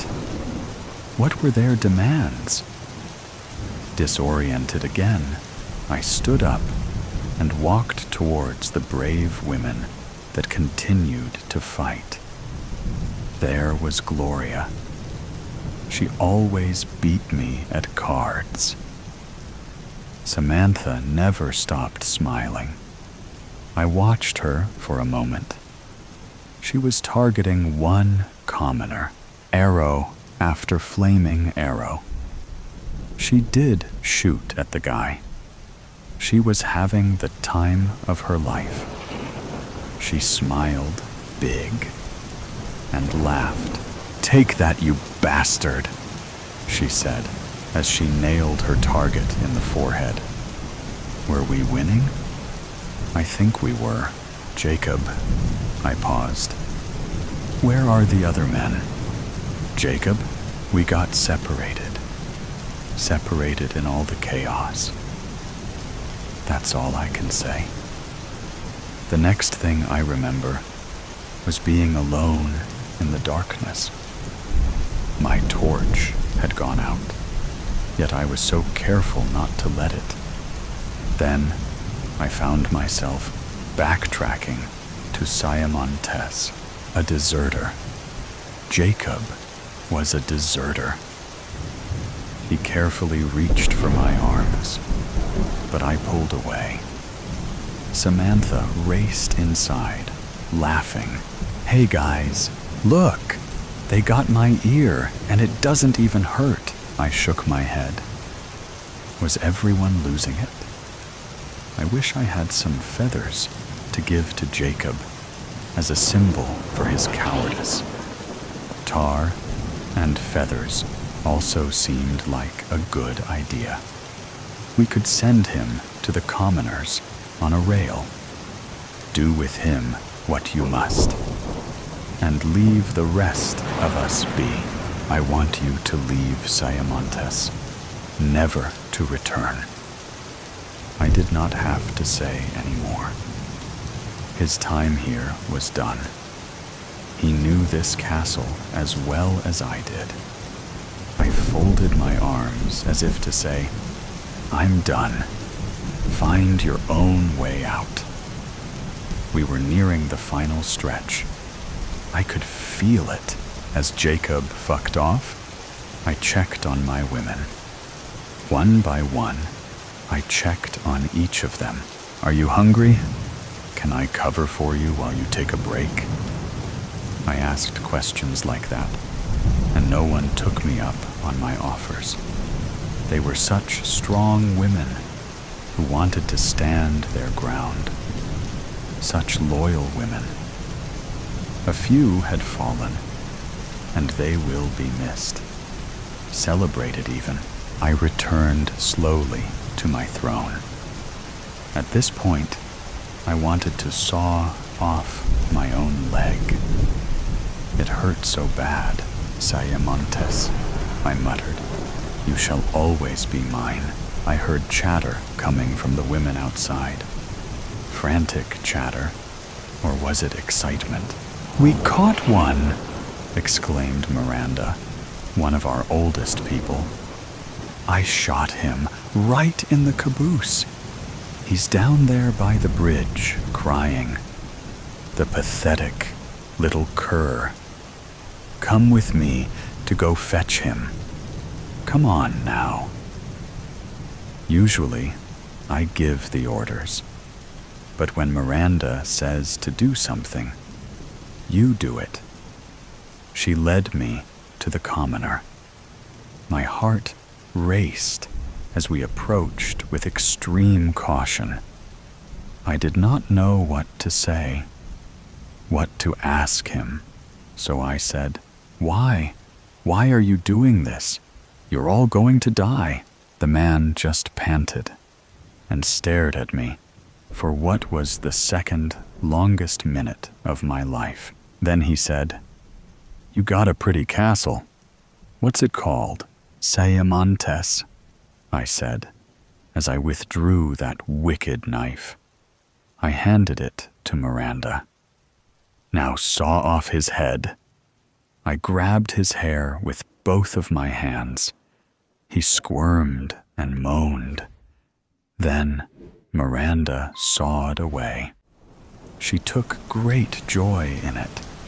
Blood drenched both of us, but we did not care. As we turned around, the rest of the women were standing at the castle's entrance. They sobbed great tears of joy as they watched us. Even Samantha was crying. That never happened. Could it be? Was he the last one? Was it over? I grabbed Miranda and held her close. I kissed her forehead and said, "Oh, Sayamontes, my beautiful castle filled with my beautiful people. Say, let's go get cleaned up. Tomorrow we can start a new chapter. It will be just us girls." The levee. This is bullshit. It doesn't take two of us to guard this levee. Nothing's going to happen, especially not this time of night in the pouring rain. Don't know why we have to stand outside rather than sit in the cab. Could see just as bad from in than out. You just drove in today. Go ahead and get some sleep in the deuce. You look like shit. You look like shit. Nah. Remember, I'm kinda local. I got to sleep in my old bed at my mom's place last night. Go. Kay. Thanks, man. Yeah, whatever. Ed, stop. Who's there? This levee is under the supervision of the National Guard. Turn around and return the way you came. Sorry, young man, but we can't do that. We don't want trouble, but we gotta do this. It's the only way. Mr. Hicks. What's your tag there, say? Adams? Which one of the Adams boys are you? Rick. Sir, I'm Rick. Who's with you? Just me and my dad, son. Just me and him. Why don't you put that gun down? Old Pops is with you? What are you two doing here? Let's just put that gun down, son. We'll explain. I can't do that, sir. Especially not with you holding that shotgun. You two need to stop bickering like old hens before I drop this box. That wouldn't be good for any of us. What's in the box? Dynamite. Dynamite? What the hell, Pops? Why are you bringing dynamite out here? Mr. Hicks? It's the only way, Ricky. The only way we don't lose everything. I don't understand. We gotta blow the levee before we lose everything. Our farm is set to get flooded out completely. I can't let you do that. I'm really sorry about the farm, but I can't let you do that. I've got orders to shoot, if necessary. We have to protect this levee. You wouldn't shoot me, would you, Ricky? After I coached you all those years in Little League and Pee Wee? I'm the one who coached the high school to state the year you won that fancy scholarship and hightailed it out of town. Come on now, let us through. No, I'm sorry. But you're talking about saving 1 or 2 farms. On the other side of this levee, there are over 50 homes with young families, with little kids asleep in their beds. Bullpucky boy, we heard the evacuation orders for the whole area on the radio. Ain't nobody there. They were even going to evacuate the old folks' home. This one keeps trying to put me in. We waited 2 days. Everybody should be gone. We ain't no murderers. That's exactly what you're about to be. If you've been listening, you know that evacuation didn't happen. My grandmother's down there right now. And all those families. What, Amy's, do you mean down didn't happen there? What?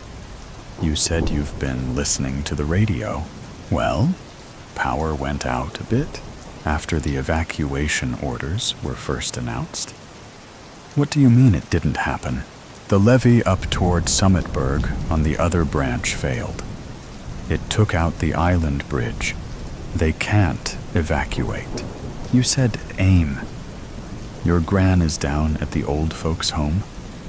Why didn't your ma bring her home? She should be home.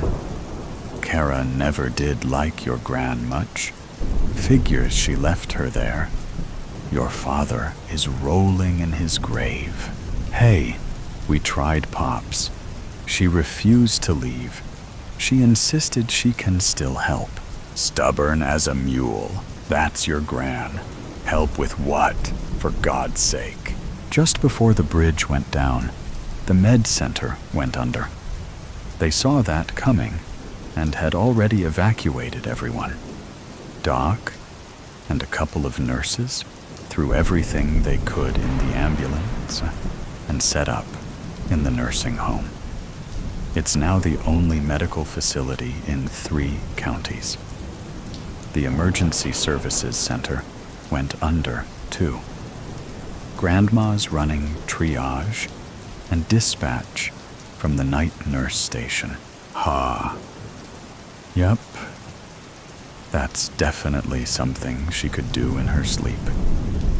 She was a Spitfire Army nurse, then spent probably 30 years running that dispatch before retiring. Well, holy. But our farm? Bill, hush. Private. Have your engineer types checked out this levee? Is it going to hold if it keeps raining like this? They're not sure. There's some work supposed to happen tomorrow if this rain lets up a bit. But it's mostly wait and see. You got a radio, private? One I can reach your gran on? I'm supposed to keep it on the guard channel. Just for a minute. No one will know it was your radio, and not a personal one. Please. Okay. Here, Amy Adams. You there, sweetheart? It's Hank. Hank Hicks. You get off this emergency channel. This is for business. Just one quick ask, hun. Can you get word out for anyone willing to come by my place and drive the cows from the dairy barn across the road into the hills? I'm not there, and it's going to flood in real quick. My grandson, Mike, worked for you last summer. He's right here. I'll send him and anyone he thinks can help. Thank you, sweetheart. I gotta go. Dad, what was that about? We can be back in plenty of time to drive the cows out ourselves. If it even comes to that. Oh, it's come to that. Come on, Bill. We've got a levee to blow up. What do you mean, Pops? No, Dad. No. We'll lose everything. More than everything. What are you guys talking about? I'm talking about taking some of the pressure off this here levee to make sure your gran and all those folks stay safe. What are you talking about? He's talking about blowing the private levee in our back pasture. Flash flooding the whole farm.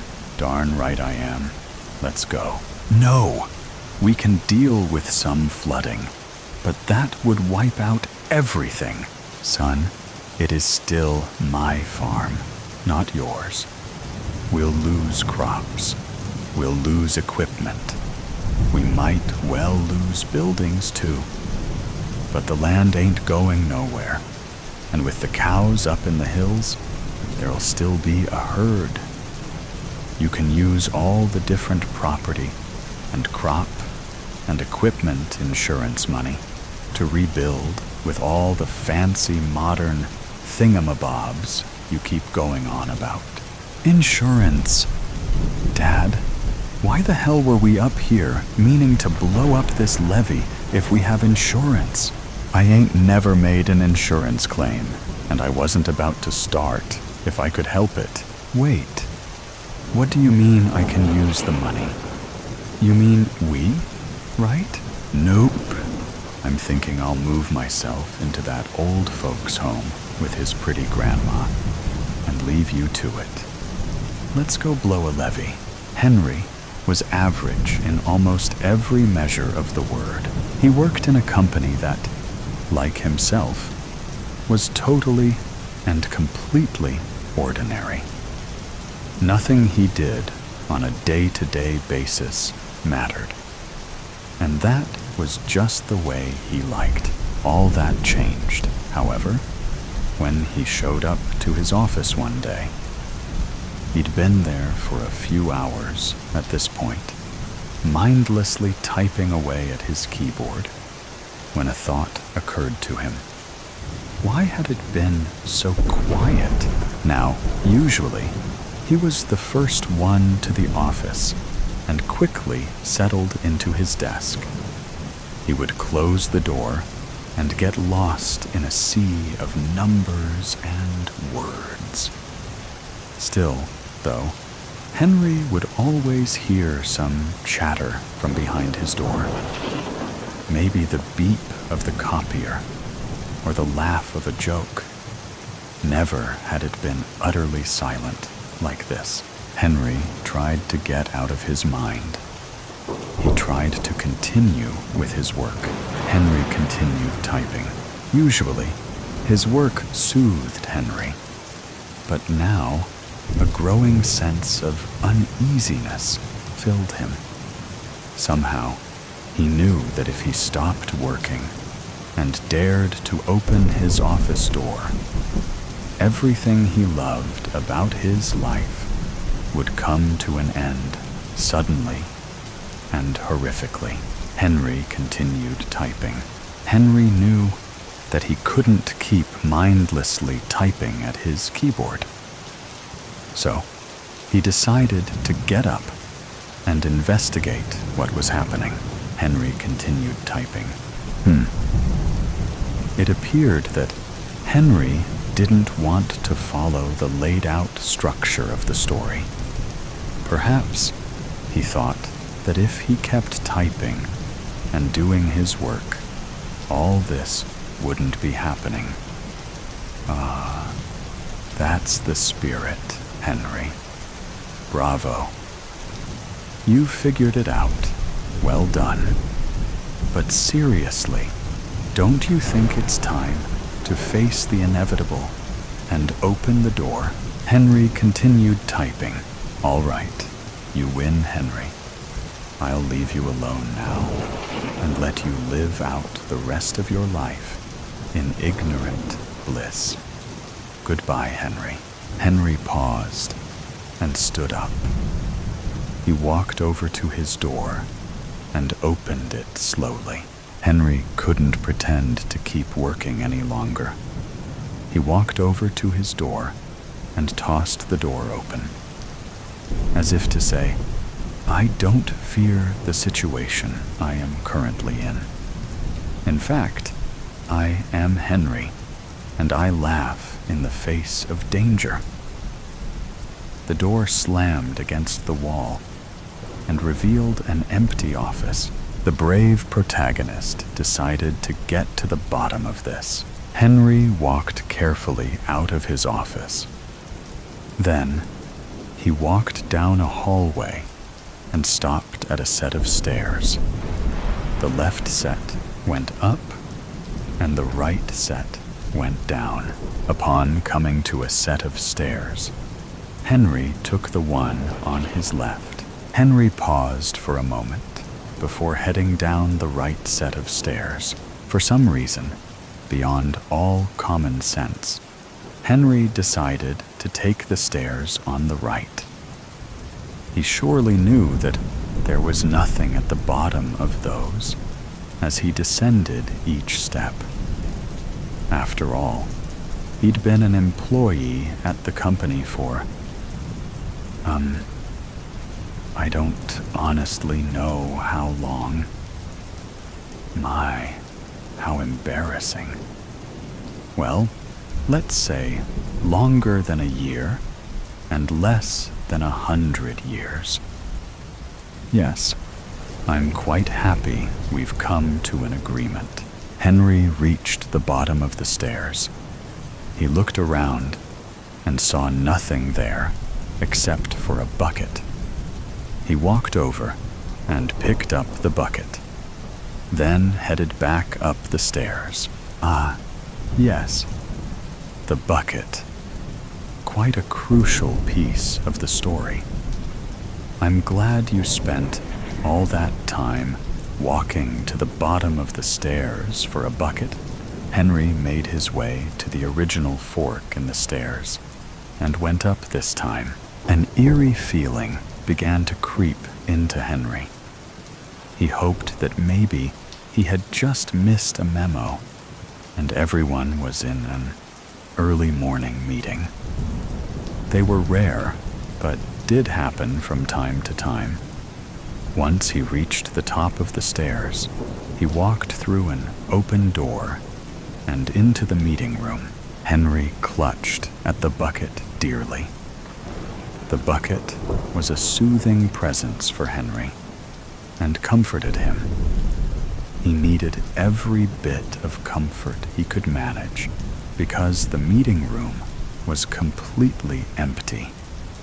Not a sign of life, except for half a box of donuts from the day before. Henry quickly walked through the room and into the hallway. After a short while, he came to 3 closed doors. On the left was a red door. In the middle was a purple door.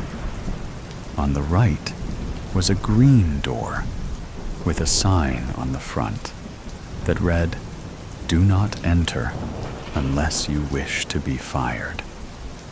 Henry knew he should enter the door on the right because that was his boss's office. If someone knew what was happening, it would be his boss. He would have to risk the chance of being fired. Henry walked over to the red door and turned the handle. He pulled on the door. It rattled, but didn't open. Without a second doubt, Henry knew he should go his boss's office. So, he entered the door on his right, the green door. Henry walked over to the purple door and turned the handle, then pulled on the door. It rattled, but didn't open. Ahem. Perhaps I wasn't clear. Henry walked over to the green door and walked inside his boss's office. Does nobody have respect for a good story anymore? It's a good thing I remembered to lock those doors. Henry opened the green door and walked inside. When Henry walked inside his boss's office, to no one's surprise, it was empty. There was nothing but a solid wood desk and huge bookcases on each side. At that moment, Henry resigned himself to a life of solitude. He was sure that he was going to spend the rest of his miserable life in complete and utter isolation. And he was okay with that. Come to think of it, he never really liked having his co-workers around, did he? Sure, he didn't hate the small talk or the company meetings, but he was certain he could come to terms with being without. It may even allow him to focus more completely on his work. Then, a horrible thought crossed his mind. How would he work if there was no one to send his completed documents to? Truly a tough one. That's it. Henry will be the worker and the boss. Yes, that's genius.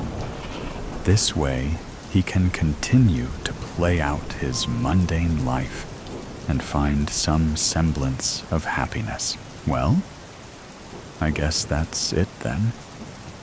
Henry spent the rest of his time working away at his desk, while occasionally walking up the stairs and approving all his glorious work. Henry really was a superb and hard-working employee. Henry still stood in his boss's office. He stared at a big red button that said, "Do not touch," in big letters. He walked over to it and pressed it. Oh, Henry. What did you think would happen when you pressed the button? Setting aside the obvious fact that it was clearly stated for you not to touch, did you think that by pressing the button, you could fight against the system? Fight against your fate? Fight against me? Ha ha ha. I applaud your resilience, Henry. Truly. Henry pressed the button again. Okay. This is starting to get pathetic now, Henry. How about you just head back to your office, and we'll go with the ending I already planned out for you. I know you, Henry. I know that you need someone to tell you what to do, and that without that, you can't function. So, I am telling you now, Henry, to turn around and go to your office and get back to work. Henry pressed the button again. The building shook, and Henry had to brace himself to avoid falling over. Henry, why did you do that? Didn't I just give you a direct order? If you press that button again, Henry pressed the button again. The building shook more violently this time. It shook until Henry felt like he might pass out. Then it all stopped at once, and Henry waited, bucket firmly in hand, for a long time in that office. Henry waited until he felt like it was long enough. Finally, there was no one telling him what he should think or how he should act. It was a freeing sensation, but also a deeply disturbing one. Perhaps he would have been better off blindly listening to that voice, but it was too late to second-guess himself now. So, he turned around and headed back to his office. Henry looked down at his watch. Almost time for lunch. Man to monster. The bite mark upon my shin shined red with a purple hue, outlining the teeth indentations. No, "George, please, no!" wailed my wife, her knees buckled, slamming against the wooden floor of the abandoned, looted home we had found short reprieve in God knows where, Michigan. My children, Meryl and Leo, stood behind their distraught mother. By the looks on their faces, they had not yet comprehended the severity of my situation. It had been a week and a half since the outbreak. A lab test that had gone awry. The U.S. military thought they had created a superhuman drug, one that overrode the humanistic qualities of pain, reservations, fear, and the consequence of reckless abandonment. Simultaneously, this drug also heightened testosterone and adrenaline levels beyond their standard yield. The intent was, upon inoculation of the said drug, the soldier, Marine, fighter pilot, policeman, fireman, and any other form of military and first responder personnel necessary for the safety and protection of the populace would become fearless machines that could enter any burning building, gunfight, and combat zone with the sole intention of completing their objective without the inhibitions of the typical human. One would think this was the beginning of creating the most fearless corps of men and women the world had ever seen. From my understanding, the testing transpired in a Northern Californian military installation. Volunteers of the U.S. Armed Forces participated in the experimentation with the promise of hefty compensation. At first, it seemed a success. News reports stated that the super soldier had been produced, stoking courage in our countrymen and fear in our enemies. Footage circulating the interwebs showed army men stepping through thick, boarded walls, swarming and cutting down artificial targets with precision and lethality, scaling walls at lightning-fast speed, and performing deftly feats on land, air, and sea. The Pentagon was still patting itself on the back when one of the test subjects had ravaged and gored his wife, child, and house pet. Not only that, another was at a house party and had cut, bit, and shredded some of the other party-goers with their bare hands. Worse, those affected by these sudden acts of acute violence had taken on the monstrous nature as well. The captured affected, now infected, were held against their will by scientists of the highest order.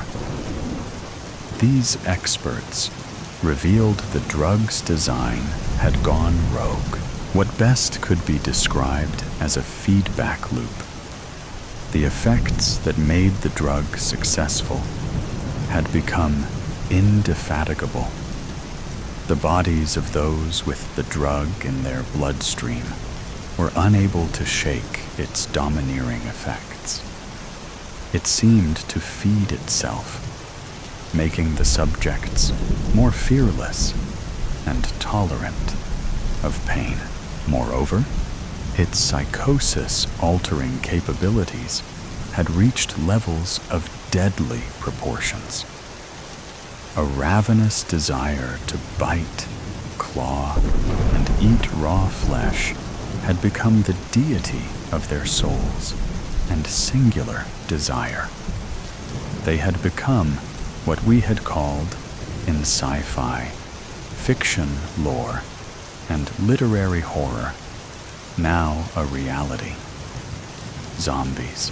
When our little suburban outpost in Lansing had become overrun by these zombies, Weezone, like millions of others across the country, made a break for safety. As to where that was, we did not know.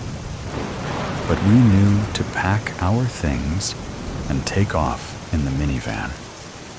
However, that did not last long, as traffic and the onslaught of the infected, stagnated vehicular mobility we took on foot, crossing medians, abandoned interstates, through woods and fields, and anywhere where the screams of victims and wretched cries of monsters had subsided.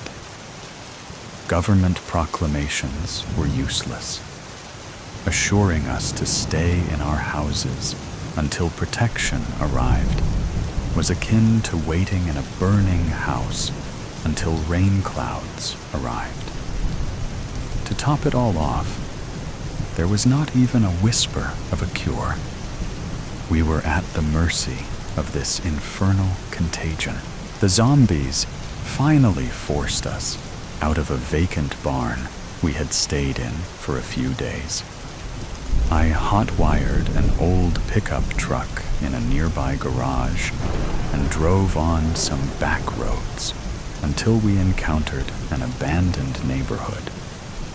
With a machete I had collected in my hand, I had cut down all opposition in our way.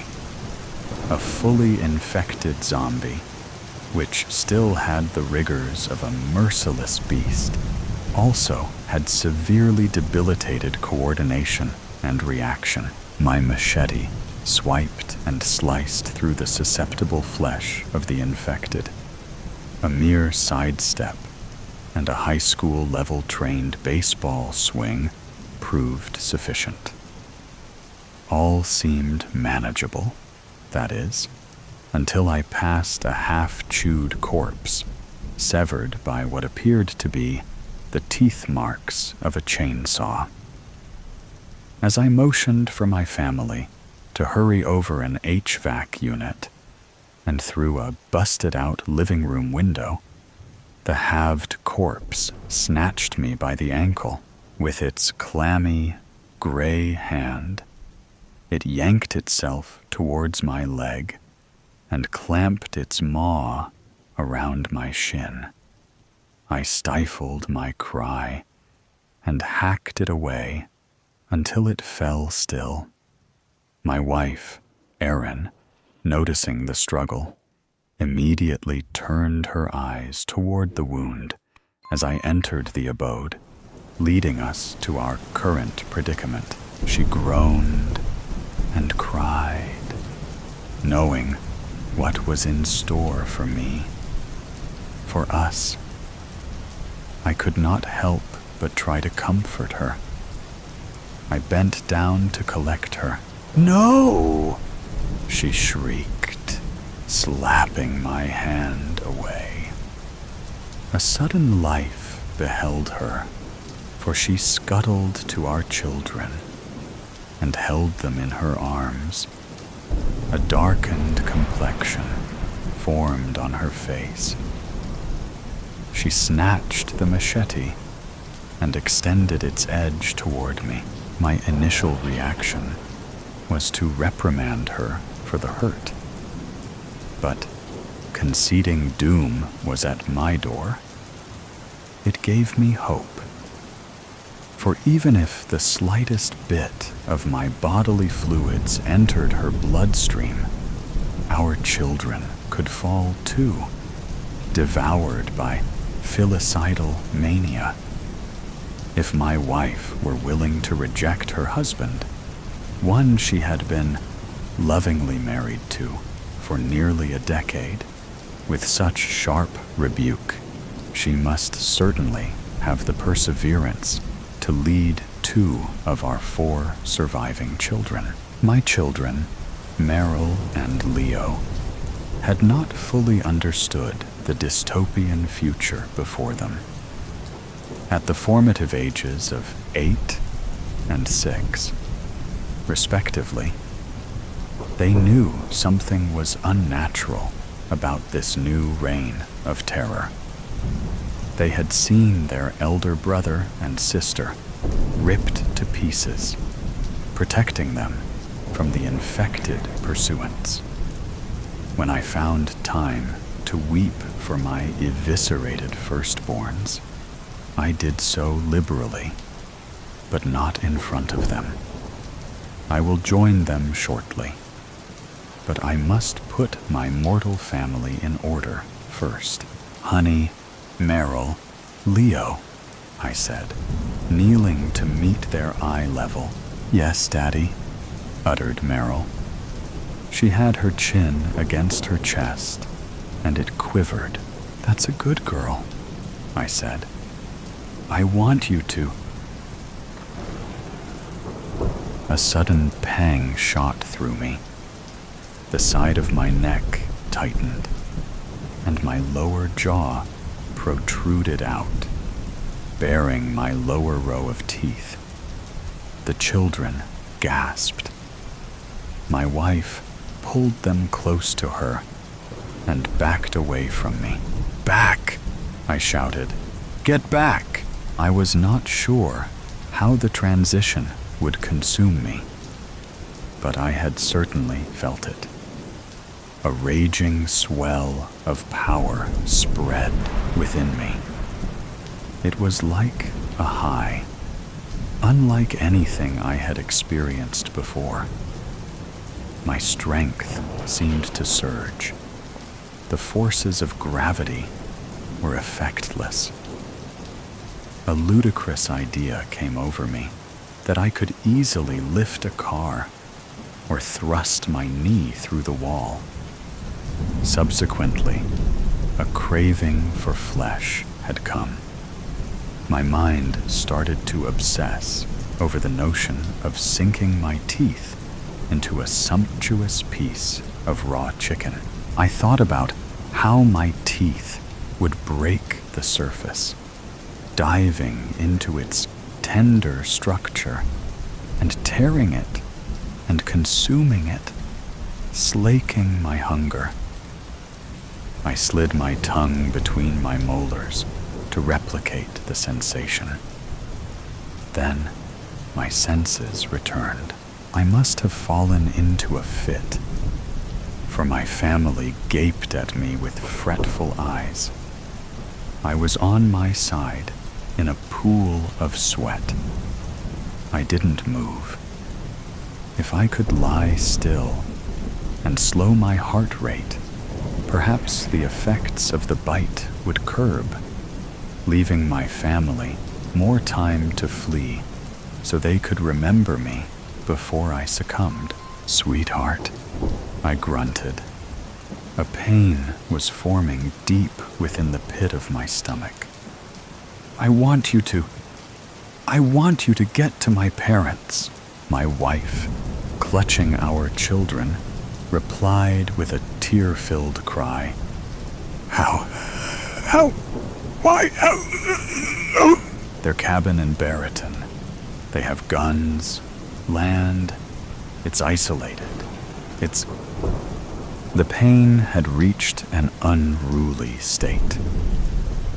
My back arched, my limbs tightened, and I began to writhe and twist upon the ground violently. I froze, paralyzed by the locking measures of my muscles. I saw my son's leg, supple and bare, peek out from behind his mother. It was then that a sudden predatory inhabitant inside me overpowered my sensibilities. My fingers dug into the floor. I let out a roar, drool trailing from my jowls, and scampered toward my terrified family, ready to tear the flesh from their hides. Run, kids, run, my wife cried. As my family started to flee, The fear of loss, my human quality, supplanted the monster that had hijacked my mind. My body eased, and I slumped again. "Aaron!" I shouted. She and my children were near the end of the hall. They turned around. I was dizzy, exhausted, and on the brink of fainting, for my body could not handle the sudden rise of the drug's power. What is it?" she shouted through sobs. My head rolled to its side. I took in the sight of the beautiful family I had, the woman I had vowed to, the son and daughter I had watched grow and play, the family I carried in my heart. "Take care. I love you." Her chin quivered. "I love you too," she said. I breathed a sigh of release. "Go!" I shouted. "Get out of here!" My wife nodded and sped around the corner. When the patters of their feet were out of earshot, I was at peace. The mental guards laid down their defenses, and the disease scaled the ramparts, displacing the man I was and becoming the monster I had feared. I let out a horrid, blood-fueled screech as I rose from the floor, tearing my clothes from my body. It was rage. It was fury. It was the lust to kill and taste the living. A waft of the odors left by my family slithered up my nostrils. I inhaled their flavor, turned towards the hall, and sped after them. The hunt was on. They do it with mirroring. This is your last chance. After this, there is no turning back. You take the blue pill. The story ends. You wake up in your bed and believe whatever you want to believe. You take the red pill. You stay in Wonderland, and I show you how deep the rabbit hole goes. Morpheus, the Matrix, da-duff, da-duff, da-duff, da-duff. Lewis had stopped counting his heartbeats as he flung himself behind the very convincing rendering of pallets. An alley was such a cliché place for a fugitive to hide, but he wasn't complaining. The automatons in pursuit were laughably simplistic in their depiction, fit and buff.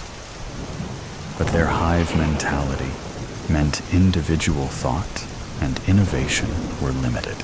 Being the last human in a world of digital and electronic contrivance wasn't always a walk in the park. But Lewis at least knew that his humanity offered one particular skill that eluded the bots that now populated the planet due to the limitations of their pre-programmed schemata. He could extemporize, paying careful attention to his immediate environment and possible pursuers. Lewis crawled towards the darkness at the back of the lane, an open blankness ready to envelope him and offering safety in invisibility.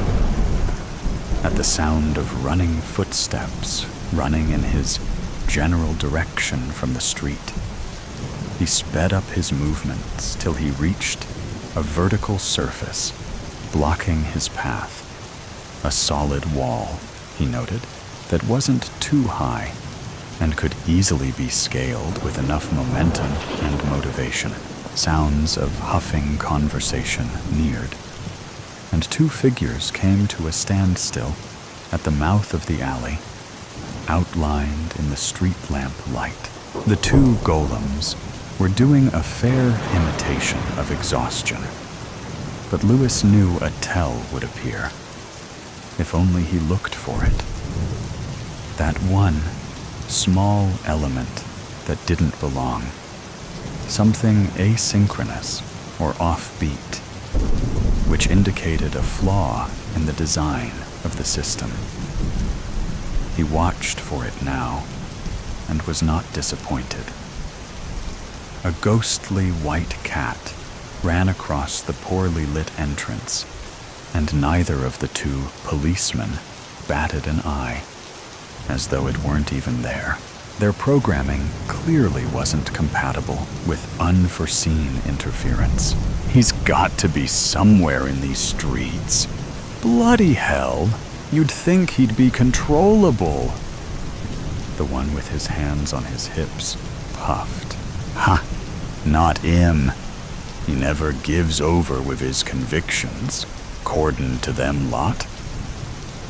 A fair imitation of an East End accent. But Lewis wasn't fooled. Since the takeover 15 years ago, performances of normal human life and interactions had become shockingly, scarily accurate.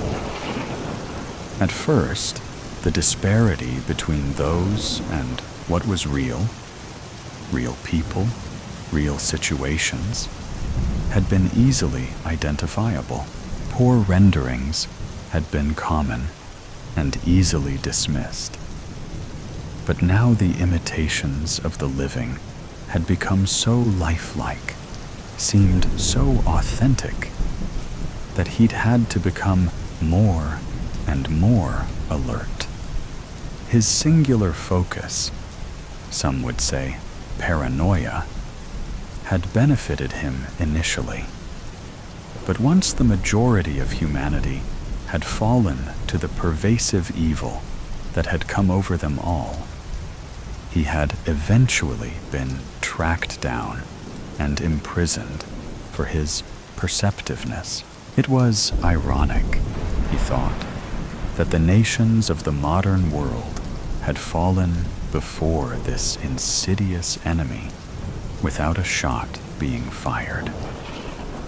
Without even skipping a beat, they had taken over everything, and he didn't even know who or what they were, only that they existed. Like a virus, they'd infiltrated the Earth's societies, and now even he couldn't truly untangle what was real from what was programmed reality. "Keep going?" one suggested, to which the other only nodded. Both continued past his hiding place, and he took the opportunity to try and heave himself over the wall. Despite having lost so much muscle tone during captivity, Lewis could leverage his significant height in the endeavor, at least. Wish I could bend it like that spoon in the movie, he muttered wryly as he clambered over haphazardly, remembering how annoyed Mav used to get that most people didn't truly get that scene, that it's Neo's perception of the spoon that is being manipulated. Well, at least I wish I could bend my perception of the wall, then, Lewis amended once on the other side, as though the wall cared about the distinction, then settled against it to catch a bit of sleep. He was sure the automatons wouldn't circle back to this area, and definitely not when they thought he'd made a run for it. At daybreak, or their version of daybreak, at least, knowing he was somewhere in central London, he'd head northeast, the direction of the one place he could always find. No matter how much the powerful overseers manipulated reality. He needed to know if she was still there, and whether or not she was still herself. 참son. Lou! He knew he was dreaming, but leaned into it. An Alice who wanted to stay in this wonderland for however long he could. Dreams, these days, were authentic. Reality, in contrast, was coldly artificial. "Jolly, we're here!" he'd shouted back that long-ago day, before the end came and the world changed forever. There they all were, Mum with her iron gray hair, and Dad with his vague smile. A happy family, sitting on the pebbly beach, awaiting Juliet's arrival with the ice creams she'd promised.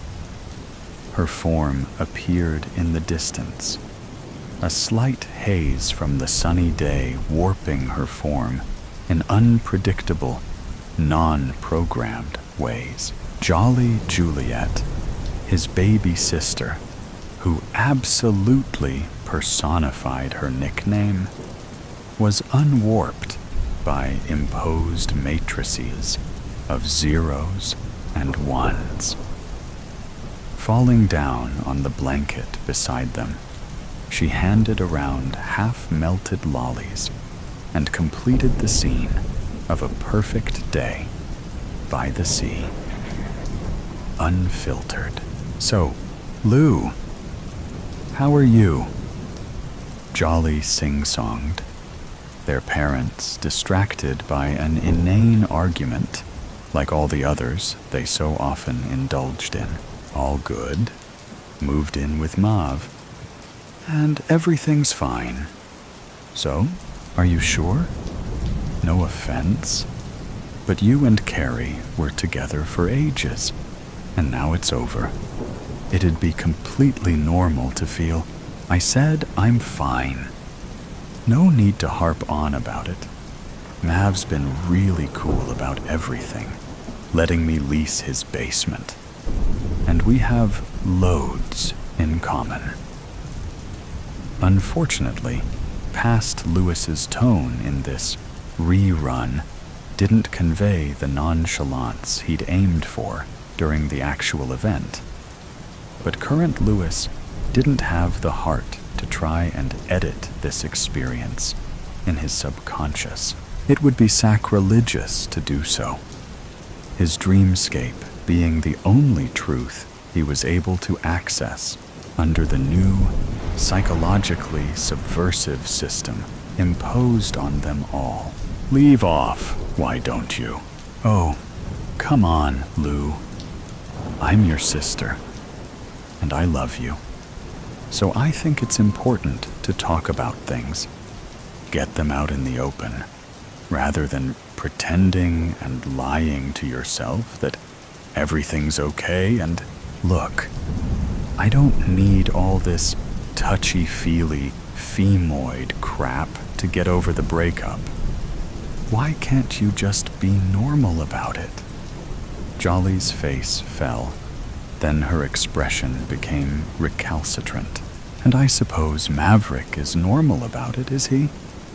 Not pulling you into his pseudo-intellectual online world of misogynists and their red pill content, right? Where words like femoid are normal? You channel his himbo energy in the worst way. And doesn't that make you a beta to his alpha, or whatever, according to his people?" Jolly sneered, spitefully and hysterically. Lewis remembered thinking at the time, trust her to go all out. She was always like that, pure joy and sunshine, or outright loathing and malice. Dream Lewis's response was not very mature, but at that precise moment, it receded from his grasp as he returned to consciousness, only to be overwhelmed by the reality of his situation. His escape returned to him in full force, cementing the importance of finally having clarity on whether or not Jolly was still herself. He couldn't go back to his cage, back to counting every breath and heartbeat without knowing. Duff. 62. 2 down from the last count, but a good average of the preceding 78 calculations. Lewis had waited for the next opportunity to restart the count.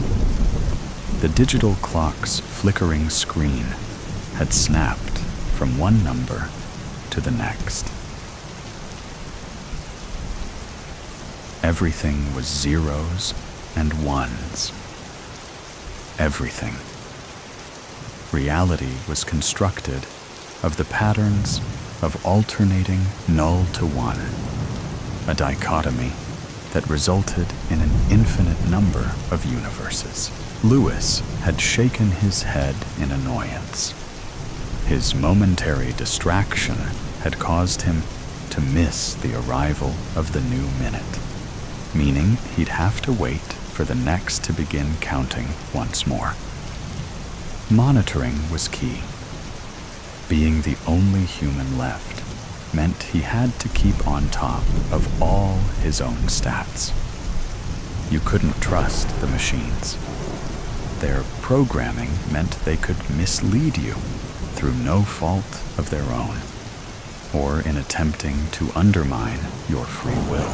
When the next temporal transition had been heralded by the flashing screen high against his cell wall, Lewis had smartly slapped 2 fingers to his wrist and counted carefully. Dud-dove.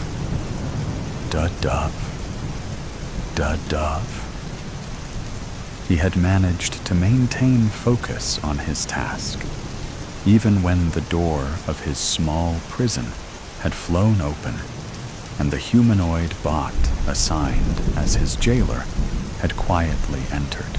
Though he had ostensibly ignored its presence, Lewis had covertly watched the approach and marveled at the genius of the creators of this reality. The semblance of humanity was absolutely flawless and completely immersive in its accuracy, perfect in its imperfect behavioral idiosyncrasies. Ernie had sniffed disconsolately and waddled closer with his metal tray of paraphernalia. But there was always a tell, and Lewis had waited on tenterhooks for it. Then, there it had been. The digital watch screen had flickered 3 times in the exact same pattern, like Morse code. All right there, Lou. Ernie had initiated his usual pre-programmed patter, a slight nasality to the quality of his vocal realization. Lewis had finished his last count, for now, 67. The tempo had definitely increased in the last 15 seconds of Ernie's presence. Then he had smiled at his captor, feigning a normal interaction between people. It didn't do to behave outside the parameters set as the norm for social interactions between the technological golems this facility housed.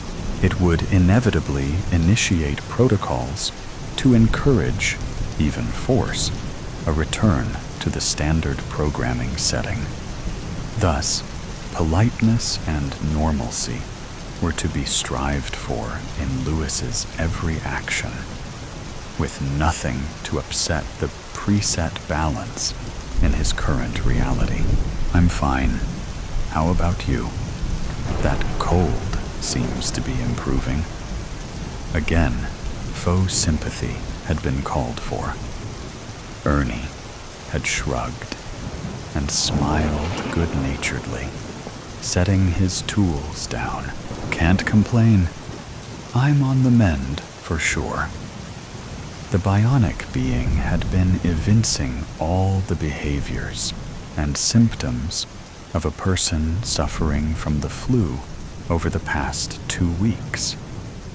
Reddened nose and eyes, hacking cough, and a faucet-like nose. The subtlety of the lie he found himself immersed in was truly impressive.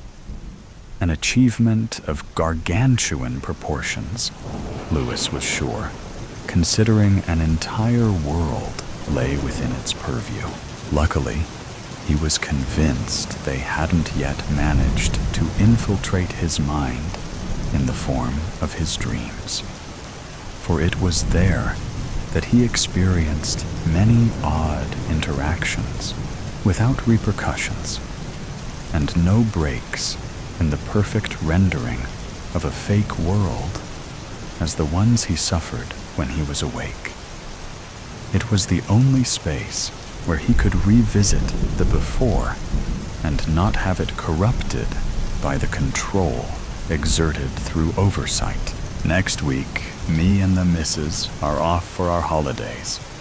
Wasn't gonna let this old flu bug eat into me free time, you know? A wink. Conspiratorial, and meant to take Lewis in. He wasn't. He knew better. But he had to convince Ernie, and all the others for that matter, that he wasn't wise to their game and had seen through the matrix of obfuscation to the truth of this constructed reality. An unreality parading as the genuine thing sounds lovely.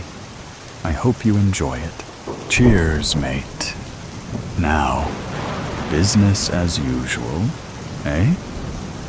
And he handed the elements enforcing their control.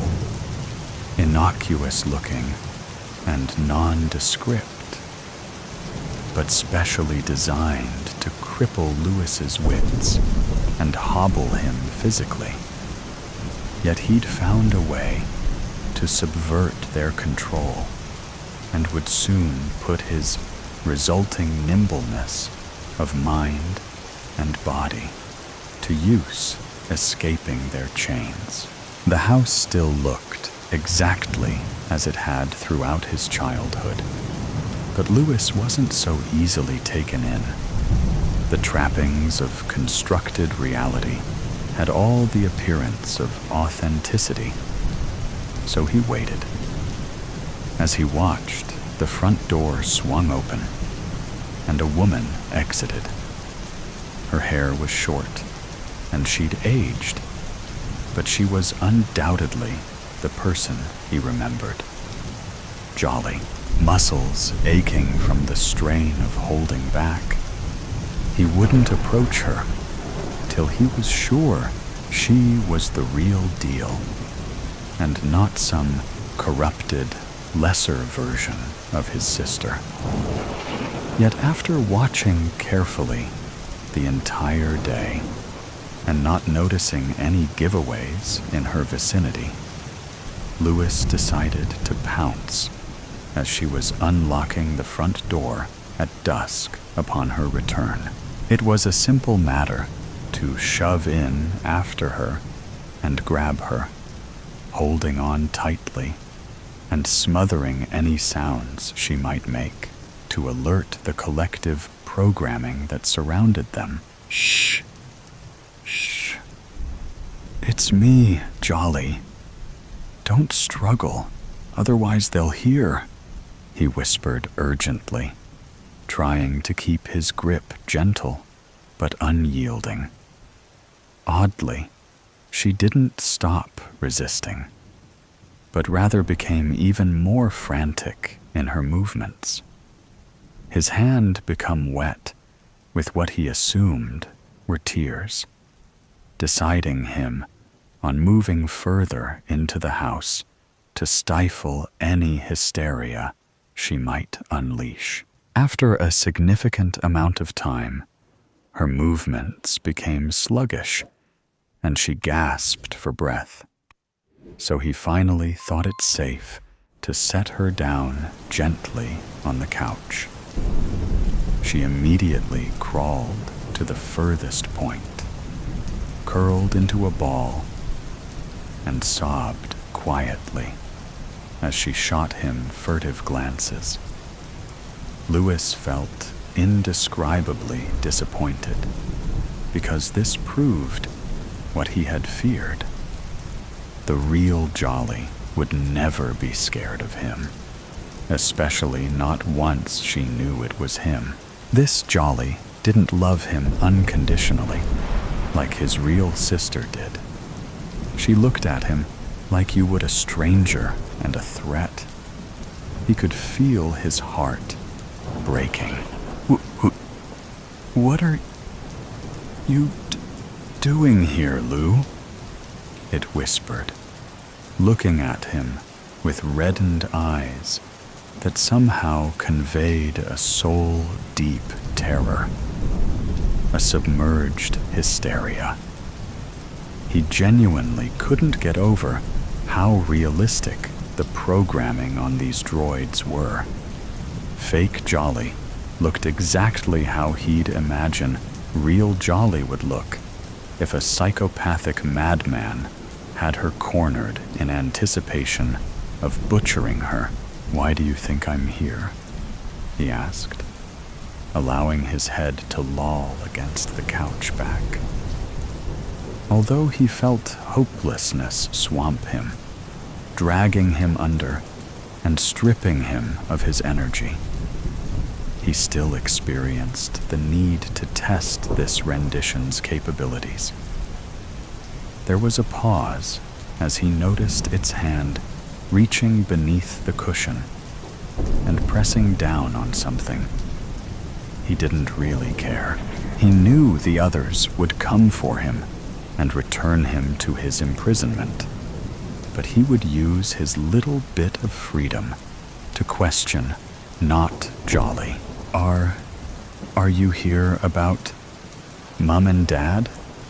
Or are you here for me this time? Not Jolly's voice wobbled. Why would I be here for Mom and Dad? He frowned, trying to concentrate, but it felt like he was listening underwater. Because of what you did to them, it suddenly shrieked, looking enraged and distraught at the same time. So realistic. They must do it with some kind of mirroring application. What I did? Louis was absolutely nonplussed as a kind of horrified realization crept over fake Jolly's face. You still don't remember, do you? You don't know. Its look of wretched acceptance on the too familiar face was almost too much to bear. What is it I'm supposed to know, Jolly? Is it the great secret? That nothing is real? Not even you? I already know that. He watched her, despite his vision flickering at the edges. He was beyond exhausted, his last hope of not being alone in a world of artificial intelligence and technology having been dashed. Imitation.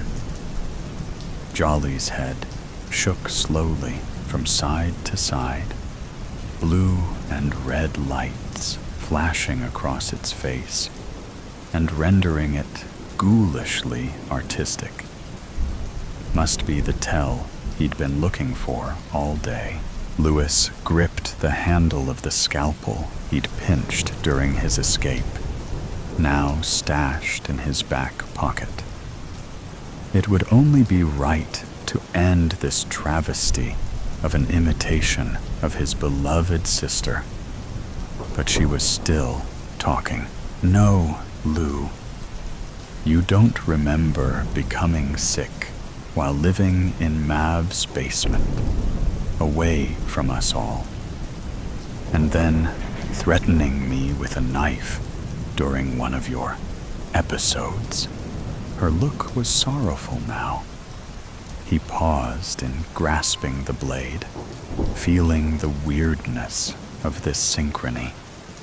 A nebulous image flashed through his mind, like a half-remembered dream of Jolly, long-haired and still youthful, lying on a blood-soaked tile floor, sobbing and shrieking in agony. Louis shook his head to get rid of the intrusive thought. They were manipulating him. They were playing with his sense of reality, like they always did. Yet, still the droid, pretending to be Jolly, continued. You don't remember killing Mom and Dad during a psychotic break, do you? Again, the flicker of an image, and then another. Splayed limbs in a gruesome display, too horrible for Louis to even comprehend, not to mention the bloodied knife clutched in his own hand in that self-same scene. It wasn't real. It must be an induced hallucination. But mostly, you don't remember these things, or that we've discussed them many times over the years. You keep forgetting that all of this, everything, is real, except for your perception of reality, Lou. For the merest instant, Louis fully understood that the spoon hadn't bent, only for the door to burst open and his epiphany to escape him in the aftermath. He became, once more, the last remaining human in a made-up world. The gray sensitive. Theme warning. Violence, gore, horror, suicide, ideation. It's a hole in the ground. Newspaper, leaves, and cardboard. Paracord to the truck behind. Pitfall. The shuffling is sporadic. Moments of silence. Then the stomach growls. The creature shuffles. It's a rabbit. An albino. Comes out like an old magician's hat. No fight. I pull it close to my face. Can feel its breath. Its heart beats quick. It doesn't fight. Why? No broken limbs. No signs of tears. The stomach growls. Look in its eyes. Beady. Red. I sigh. Set it down. Doesn't run. Sniffs the air. Steps around. Timid. Walks back to the pitfall. Flops inside. Shuffles. Stops. I want to laugh, but the forest is quiet. No wind. Once a concrete jungle. Shopping malls. Cars. People. Now it belongs to the green. What isn't claimed by the green is claimed by the gray. And the gray is quiet. It squeaks. I pick it up again. Doesn't fight. Set it down. Block the path to the pitfall with boot. It walks around a bit. It's lost. Alone. No instincts to live. Strange. Branch snaps behind me. Big branch. Reach for gun. Black. Flash. Big flash. Bang. Birds fly away. Fluttering wings echo amongst the concrete and trees. Rabbits gone, slight rustling in the distance. It stops, too small for bear. Must be bobcat. Agile, quick. There's blood spray on the road. Twisted pattern against overgrowth. I follow it. I am the apex. I am what's left. I am man. Follow for a mile. Blood drippings and shuffled leaves leads to real forest. Dense. No concrete. The gray has touched these trees. Now it rots with life. The coating is amalgamated. All is one, and one is all. The gray spreads slowly. That is its way. Leaves touch where they shouldn't. They grow into each other until two become one, until 100 becomes one, until all is gray. The trail of the beast walks the line between life and fake life, where the earth is still brown, the ground's too dry to give a distinct print. Where the world is gray, the blood loses its color and feeds the machine. The sun is setting. The gray will seed to the earth. Still, it grows. The whole of it, the lot of it, pushing over the trail, seeping into the earth, must follow the color until there is none left. Dusk has set. When the green is quiet, the gray may speak. The gray's owls hoot their calls, distorted cries echoing amongst itself. Mockery. They called to me from the canopy. Hoot, where do you go? I don't answer the gray. It's all lies. Hoot, why do you go? I don't answer. Derek, more human this time. My love, don't stop. We miss you. I stop and look into the gray. It glows at night, coding stolen from fireflies. It hums and haws with energy. Colors, shifting blue, green, orange, where it wills. The gray squelches against itself, tearing, ripping, like the sound of flesh in the mouth of a bear. Trees cracking under pressure that builds until it snaps. It tears itself to breed. A silhouette stands deep in the gray. It hides behind a tree.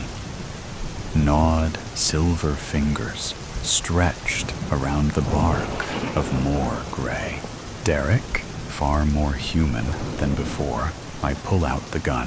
Is it you? Female. Familiar. I pull back the hammer. Derek, please. I put the barrel to my temple. The gray recoils.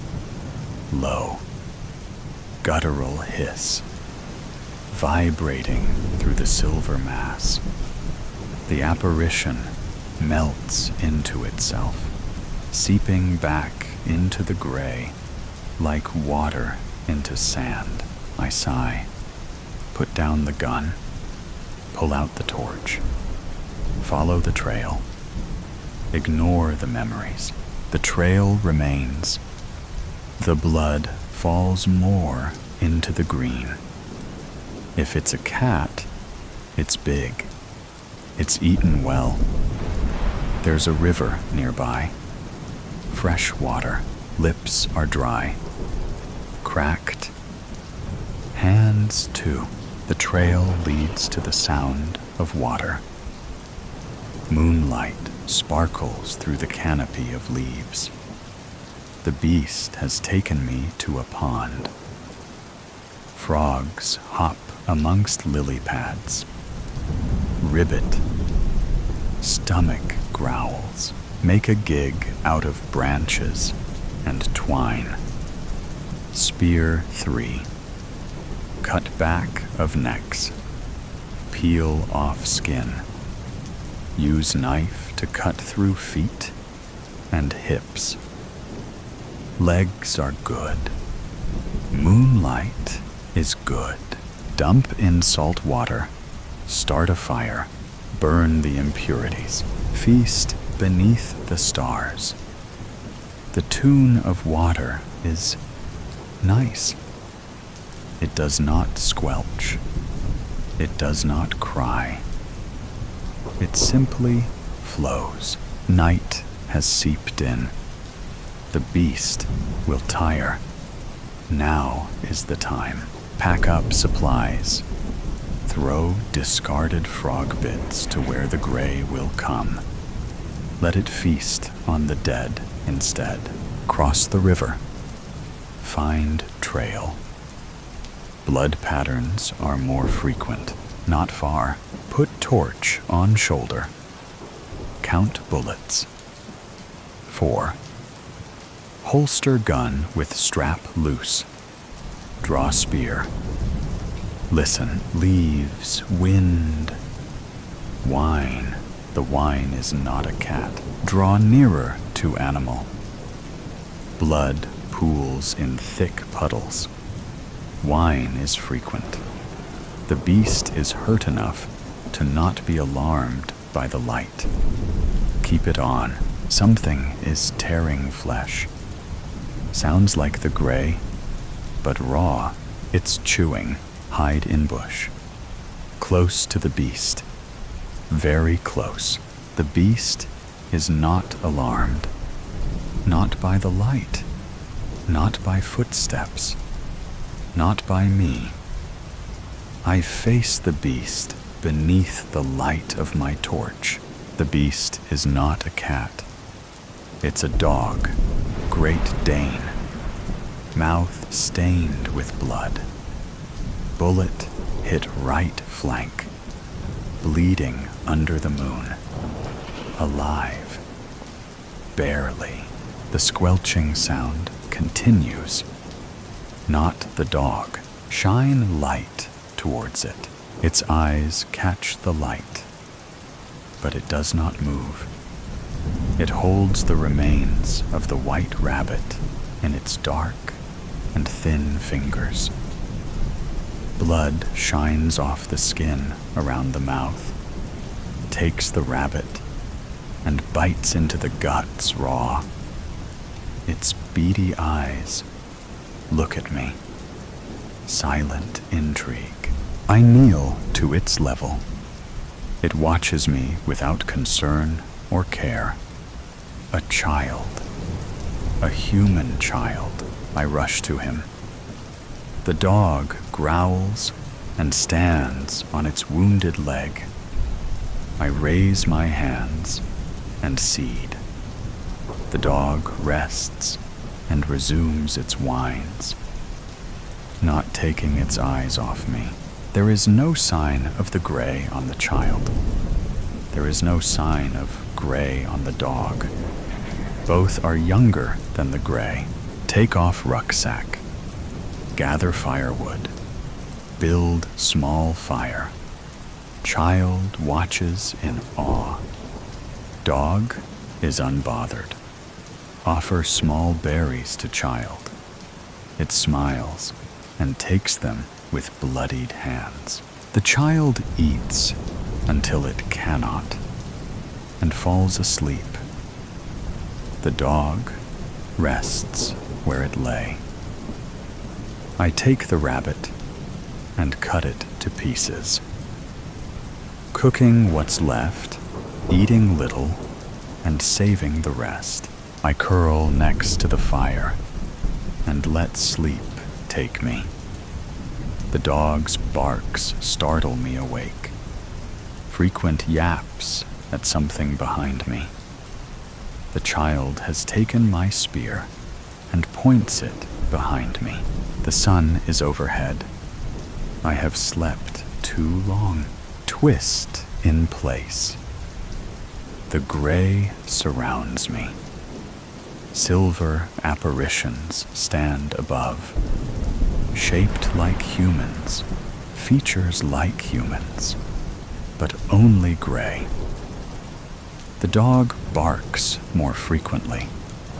The child is near to tears, screaming. The gray has claimed my leg. Its crawl is slow.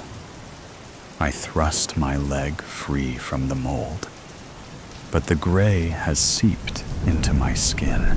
The child screams again, jabbing at the apparitions. It connects with one, but the apparition holds the spear tightly and pulls the child in. Don't think. Jump at apparition. Push child away. Apparition swallows me, wrapping my skin. Reach for gun. Bring to head. Bang.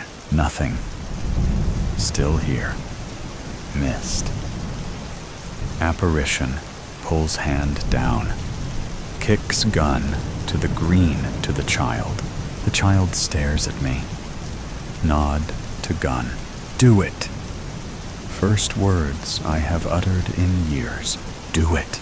The gray brings me to my knees. Apparitions all around, touching, feeling, taking me. The mold crawls slow, points of contact multiplying.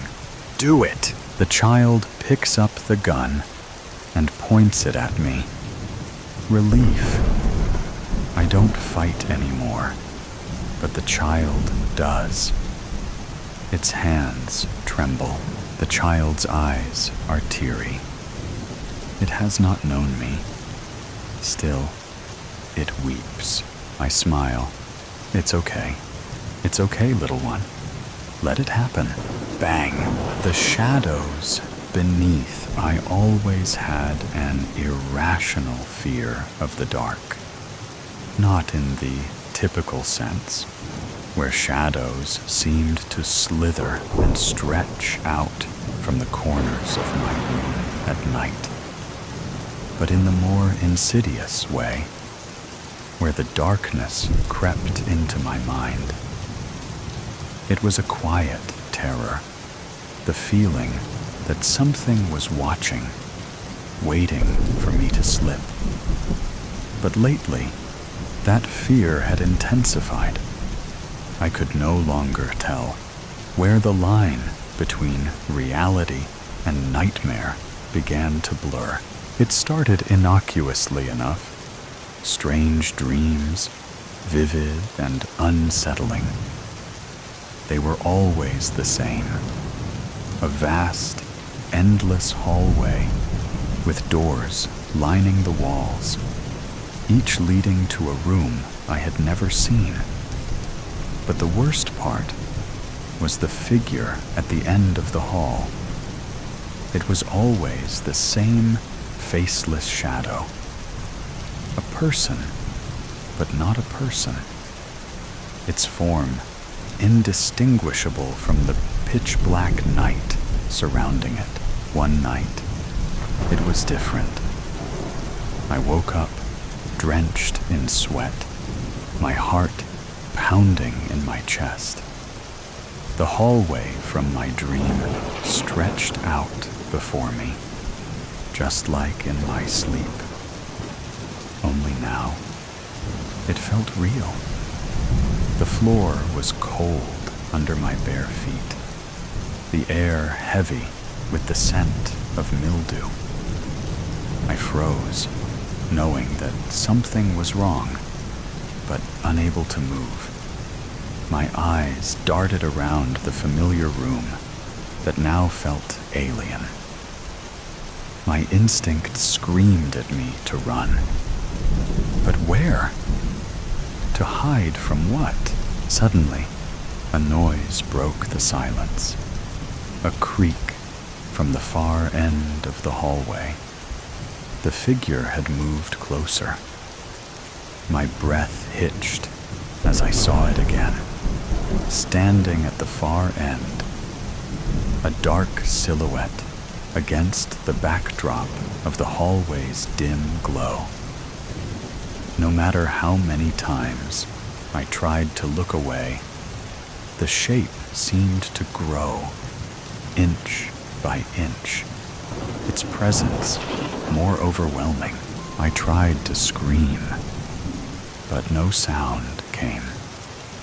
Panic surged as I tried to turn back to my room, but my legs wouldn't obey.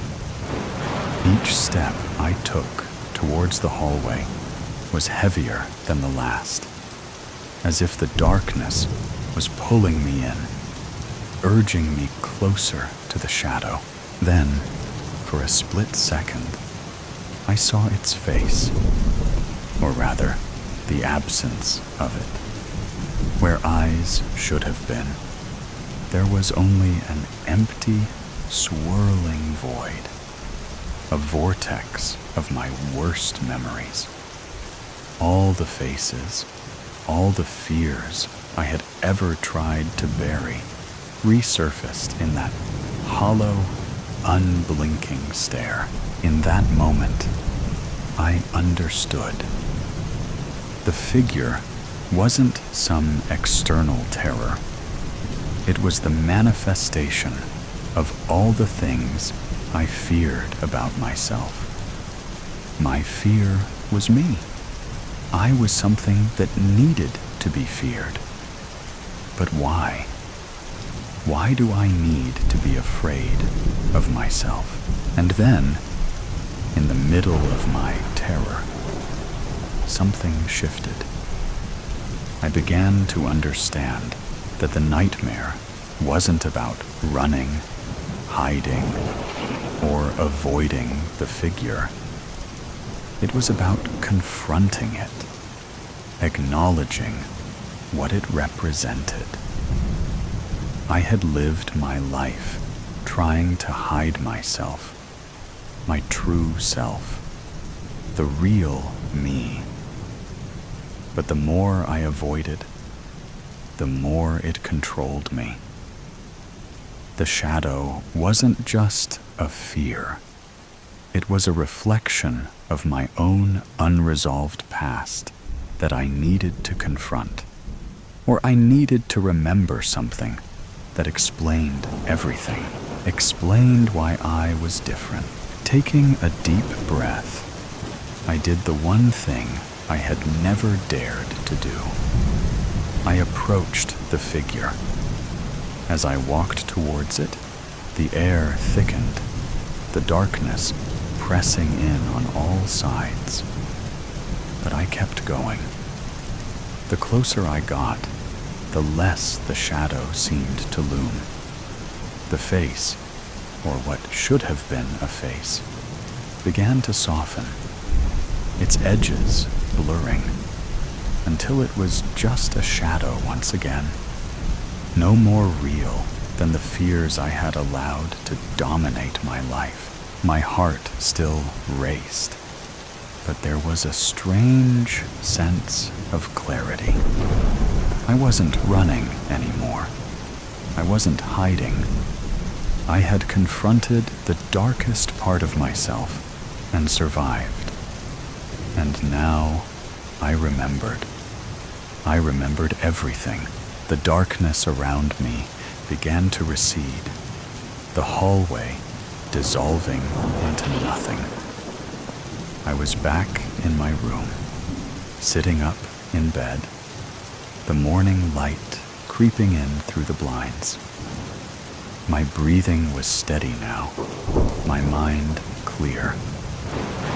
For the first time in years, the shadows no longer seemed so terrifying, for I had conquered it. The only thing that ever got anything out of me, because now I knew. Now I remembered the truth about who I am, the monster that I carried within me. It didn't want to stay buried anymore. It was clawing through my skin to let loose. I had controlled it my whole life. It was time everyone felt what I felt. Everyone had to be afraid of my fear. Everyone deserved to face my fear. Everyone should fear me for who I am. I sat on the edge of my bed, the warmth of the morning sun pressing through the curtains. My mind still buzzed with the after effects of the nightmare. No, not a nightmare, I corrected myself, but a revelation. It wasn't something I could easily shake off. The fear of the dark, the shadow that had haunted me for so long, still lingered in the corners of my mind. But now there was something different. A strange sense of power, knowing the truth. I stood up and walked to the window, looking out at the world beyond. The trees swayed in the breeze, and the sky was clear. But a lingering thought gnawed at me. My phone buzzed, snapping me out of my thoughts. It was a text from my best friend, Mia. "Hey, how are you today? You seemed off last night. Wanna talk?" Oh, so now she wants to talk, is it? With a deep breath, I typed a reply. "I had a strange dream last night. I think it was more than just a dream, though. Something shifted in me." Mia's reply came almost instantly. "That sounds intense. Want to meet up? You can tell me about it."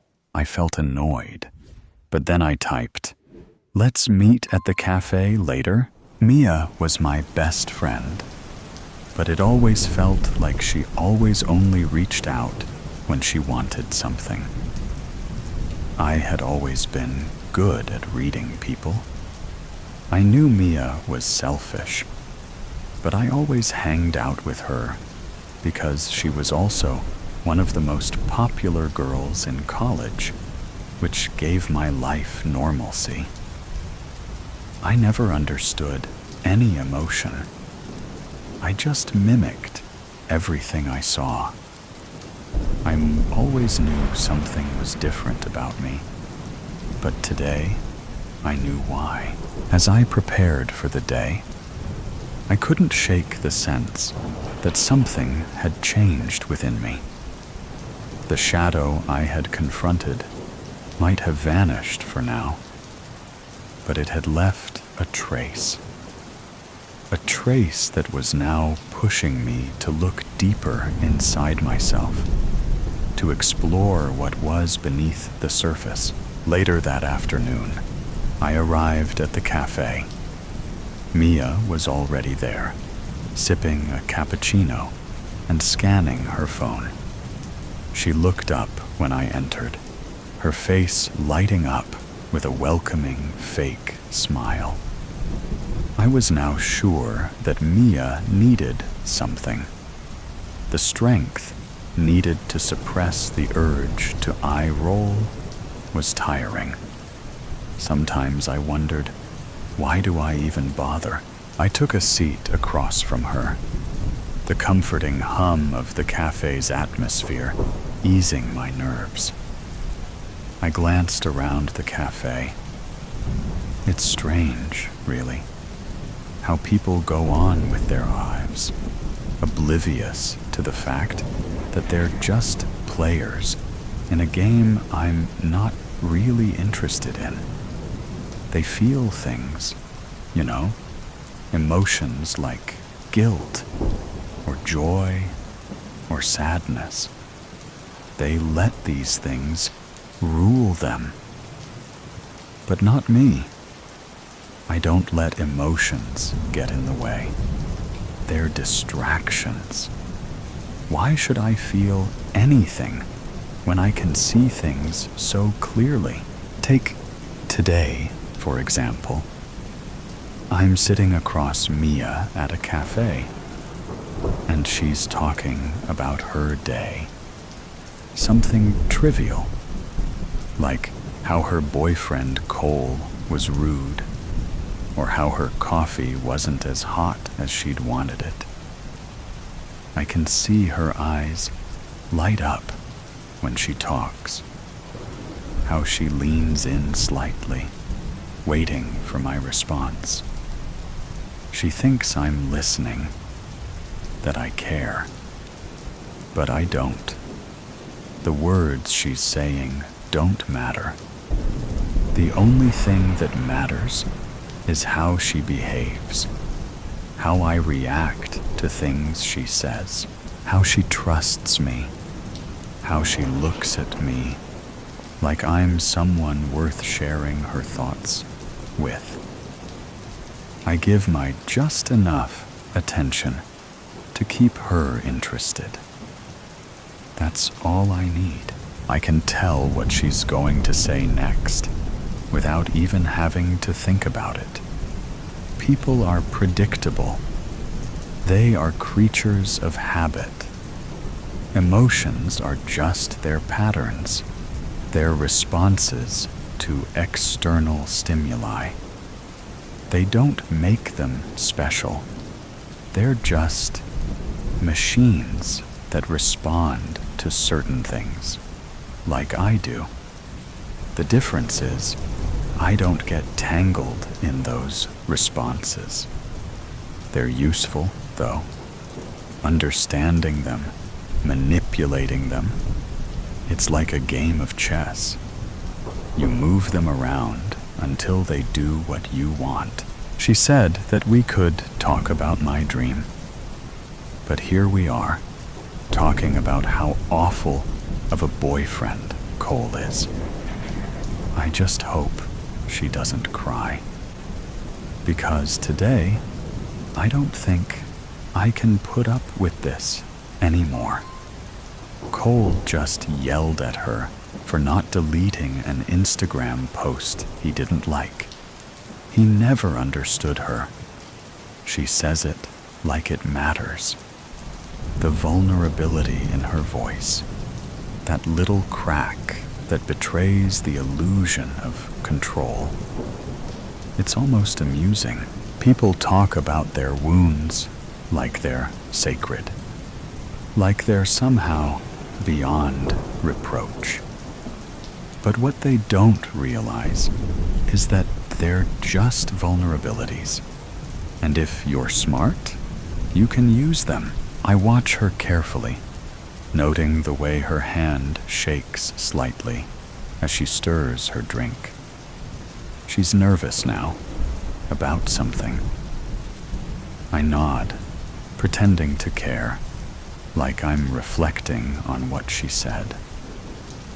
I don't care about her boyfriend or her pain. I care about what makes her tick, how I can twist her perceptions just enough to get what I want. It's not about hurting her, not necessarily. It's about control, power, and in this world, people give up their power so easily. They open up to you, they trust you, and once they do, they're mine. Her phone vibrates. She picks it up, looks at it first with anger, then confusion, then sadness. I don't need to wonder what it is about. She will tell me about it eventually. She always does. She smiles, reassured. She thinks I understand her, thinks I'm someone she can confide in. She's wrong. I finished my drink. Her face lit up with the self-satisfaction of someone who feels understood, who's shared their deepest secrets with someone they think cares. "Do you have a crush on Cole?" she asks suddenly, her expression a mixture of hurt and anger. Now, where was this coming from? Sometimes people do throw a curveball at you, but if you are someone like me, you always know how to dodge it. "What? No," I said, trying to convey an emotion that I wasn't feeling. She stares at me, trying to read me. Unlike me, she wasn't good at reading people. Hence, she was in a relationship with an idiot like Cole. He was hot, all right.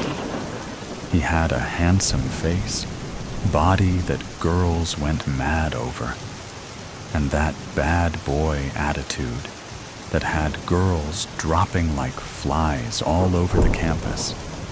Also, he was nutty as a fruitcake. He had a personality of an Adidas sandal. She thinks that staring at me intently may intimidate me into telling her something. I just don't care about her or her pathetic boyfriend anymore. It seemed like a staring contest between us. She doesn't know that I've already moved on. I've already seen her for what she is. Predictable, simple, and just another piece on the board. I've won, and she hasn't even realized it. Cole and I had a fight yesterday. You know about the Instagram post I told you about? Then he went on saying about how smashing hot you are. Brad and Nate agreed with him.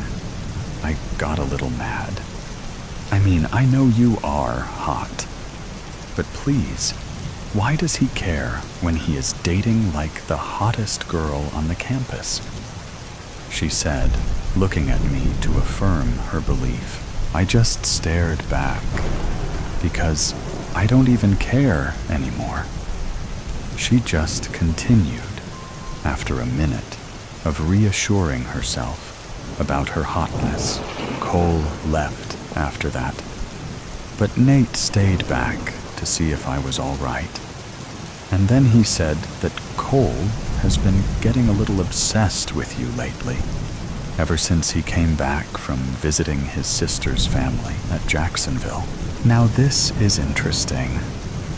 Jacksonville is where I was born, also the place where it all began.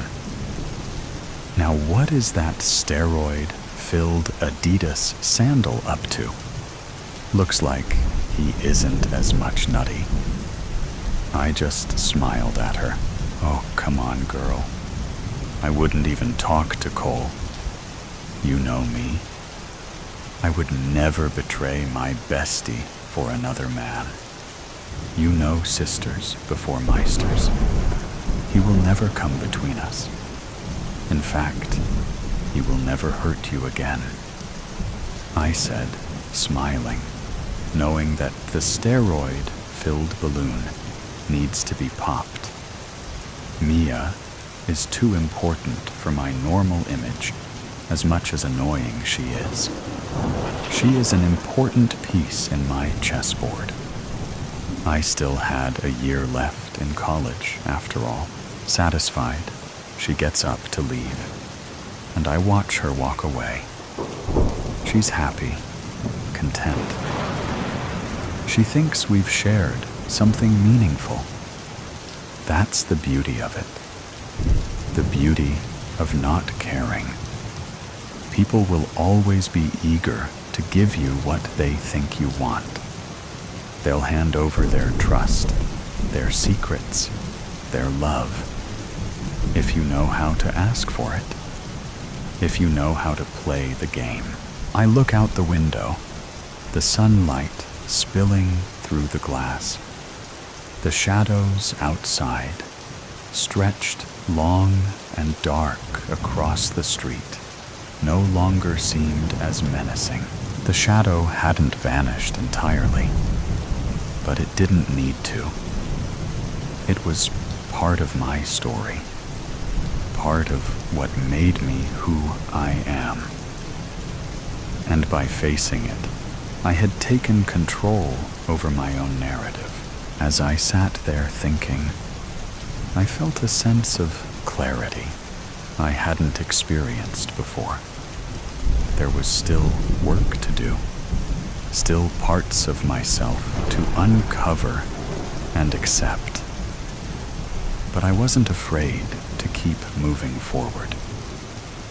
After all, the worst of it, the part that had kept me locked in fear, was already behind me. My phone vibrated. Hey, it was a text from Cole. I called him. I just couldn't text him, for I already knew everything. I asked him to meet me at the Lover's Cliff. It was just a secluded cliff on the top where all of them went to make out. Cole, the steroid-fueled cupcake, thought I asked him to meet there because I wanted to make out. I drove and waited for him there. I was scared. Not because he was walking slowly towards me and looking at me like a predator looking at his prey, but because I knew the truth. I was the big bad wolf, and he was just the shepherd who cried wolf. I slowly and seductively walked towards him. Licking my lips, I watched him follow my action. I have a secret? I asked, my voice barely a whisper, as if it were a secret in itself. Yes, he said, smiling and reaching in front of me. And you know about it? I asked, trying to look serious and running my nails slowly along his chest and going around his neck. Yes, he said, smirking and holding my waist. I shivered a little as his fingers made exotic patterns on the exposed skin of my waist. I pulled him closer to my face by his neck and played with his soft hair. And this secret is what? I whispered slowly, our lips almost touching. You don't know about it yet? He said, looking at my lips with lustful eyes. Let me get this straight. I have a secret that I don't know about, but you know about it? I kissed him, giving him exactly what he wanted. The kiss was slow at first, then it turned to a battle for domination. He thinks he knows me. He believes he knows my secret. I let him get his way for a few seconds, and then pulled his hair, which made him open his mouth, and I let my tongue in to show him how it's done. He didn't mind, really. Two can play the game.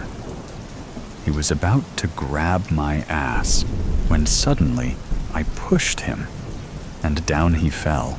I am sorry. You knew my secret. You had to die. Nothing personal, really. For what it's worth, you were a good kisser, I shouted, looking down the cliff at his falling figure, my hair flowing back and laughing maniacally. Confessionary of a sane person. It all started with the car keys, right? That's where it began. What happened was, I left for work in the morning, as I always did. Or I should have, were the car keys not missing. So I sat up from my car and went back into my house. I looked at all the usual places, the kitchen counter, the bedroom drawer, the couch. But the damn thing was nowhere to be found. I gave up and finally decided to call my wife. And the goddamn woman had brought my keys with her accidentally. She came back a couple of hours later to give me back my keys. And so I finally left home. Since I was already so late, I figured that if I stopped by a coffee shop, it wouldn't really make a difference. So that's what I did. And that's when everything got worse. After the woman had already finished preparing my order, I discovered I had forgotten my wallet. It's those awkward scenarios you hope never happen to you. Well, it did to me. So I drove back home to look for my wallet. And I went over my house once more.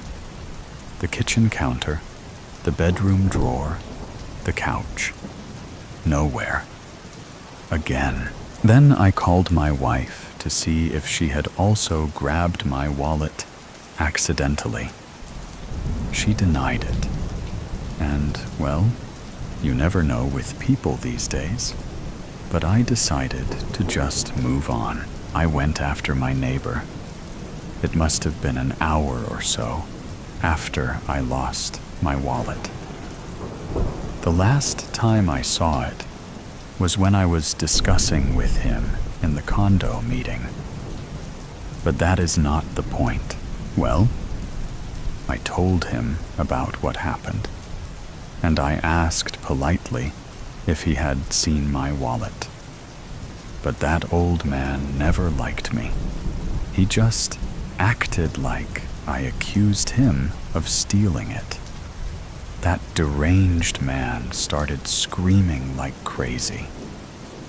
I always knew he was psychotic, but not on this level. Well, that was it for me. I was sure that the old man had stolen my wallet. So I tried to sneak into his house to get what was mine. It should be a right of a person to retrieve what is theirs. So I tried to enter the house, and he tried to stop me. It turns out that man is not only frail mentally, but also physically, because the old bastard broke his arm. From then on, things got out of hand. A lot of people had to come in, and none of them heard my side of the story. I still think that man stole it, but I can't prove it. Not now. To add insult to injury, he got the condominium trustee to put a restraining order on me. Well, it's not an official one, but the result is basically the same. You see, I am just a sane person living in this mad world and trying to survive, doing my share, not asking for more than what I need. All I look for in this life is peace. But the world keeps getting in my way again and again. I've given up on retrieving my wallet, but I had to stop that man from using my credit card. So I tried to cancel it. But I'm a mere mailman, or I was before I got fired for not showing up on time. They skipped the step where I explained what happened and that I lost my keys and all. But businessmen these days don't care about real people, don't they? Sorry, I lost my line of thought. What was I talking about again? Right, the credit card. I searched for what to do on the internet, as you do these days. And the steps were clear. Contact your issuer block your card, review recent charges, and get a replacement card. Simple, right? No, I called the issuer, and they said they had to verify my identity as the card holder before taking any action. Which seems fair at first, but then you realize it's a scam, so they don't have to do a damn thing. How did they expect me to remember my parents' full name? These insane people expected me to know my mother's maiden name. What kind of person knows these things? As soon as I called, the first thing I noticed was that this was going nowhere. Well, not really. The first thing I noticed was actually that the man's voice on the hotline sounded exactly like my first grade teacher. Nasty men, I tell you that. But that was a close second.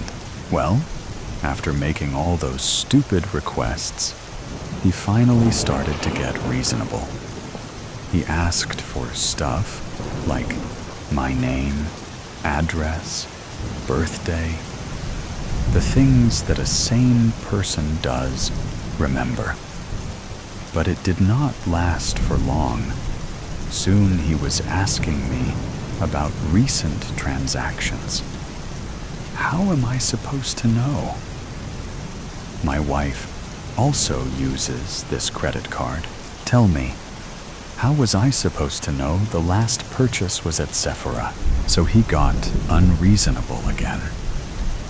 He asked me for a scanned copy of my driver's license or passport. He said it was for verification purposes, but you never know people's intentions. Have you seen the newspapers exposing these billionaire companies stealing data from common men like me and you? In the end, he said he would have to cancel my card because they could not identify the real card holder, which was exactly what I wanted from the very beginning. If these people only listened to me.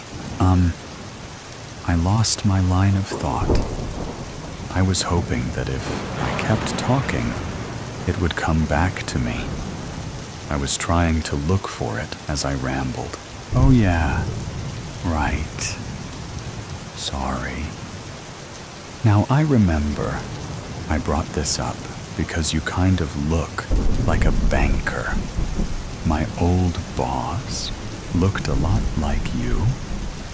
You remind me of those businessmen on TV. Do you know how to set up a new credit card? I mean, I don't want to go through all that nightmare again. My wife is already angry at me for a lot of things. If you could help me with that, I would be eternally grateful. From the moment you walked into this store, I knew I had to talk to you. You seem like a reasonable person who would help me. Anyway, thank you for choosing McDonald's. Your order is ready for pickup. Will you be paying with cash or credit card? So today's story has come to an end. Or perhaps it never really ended. There are mysteries still there, questions still unanswered, and sometimes things that seem to only exist in stories can creep into reality in unexpected ways. Are you sure that when you turn off the sound, everything around you will still be normal as before? Or is there something watching you? Either way, always remember that these are just stories, or at least we want to believe that they are. If you like moments of suspense, tension, and breathlessness, don't forget to follow me so you don't miss the next stories. And next time, when you come back, make sure you are ready, because what awaits you may be even scarier than you thought. See you again if you still have the courage to continue listening.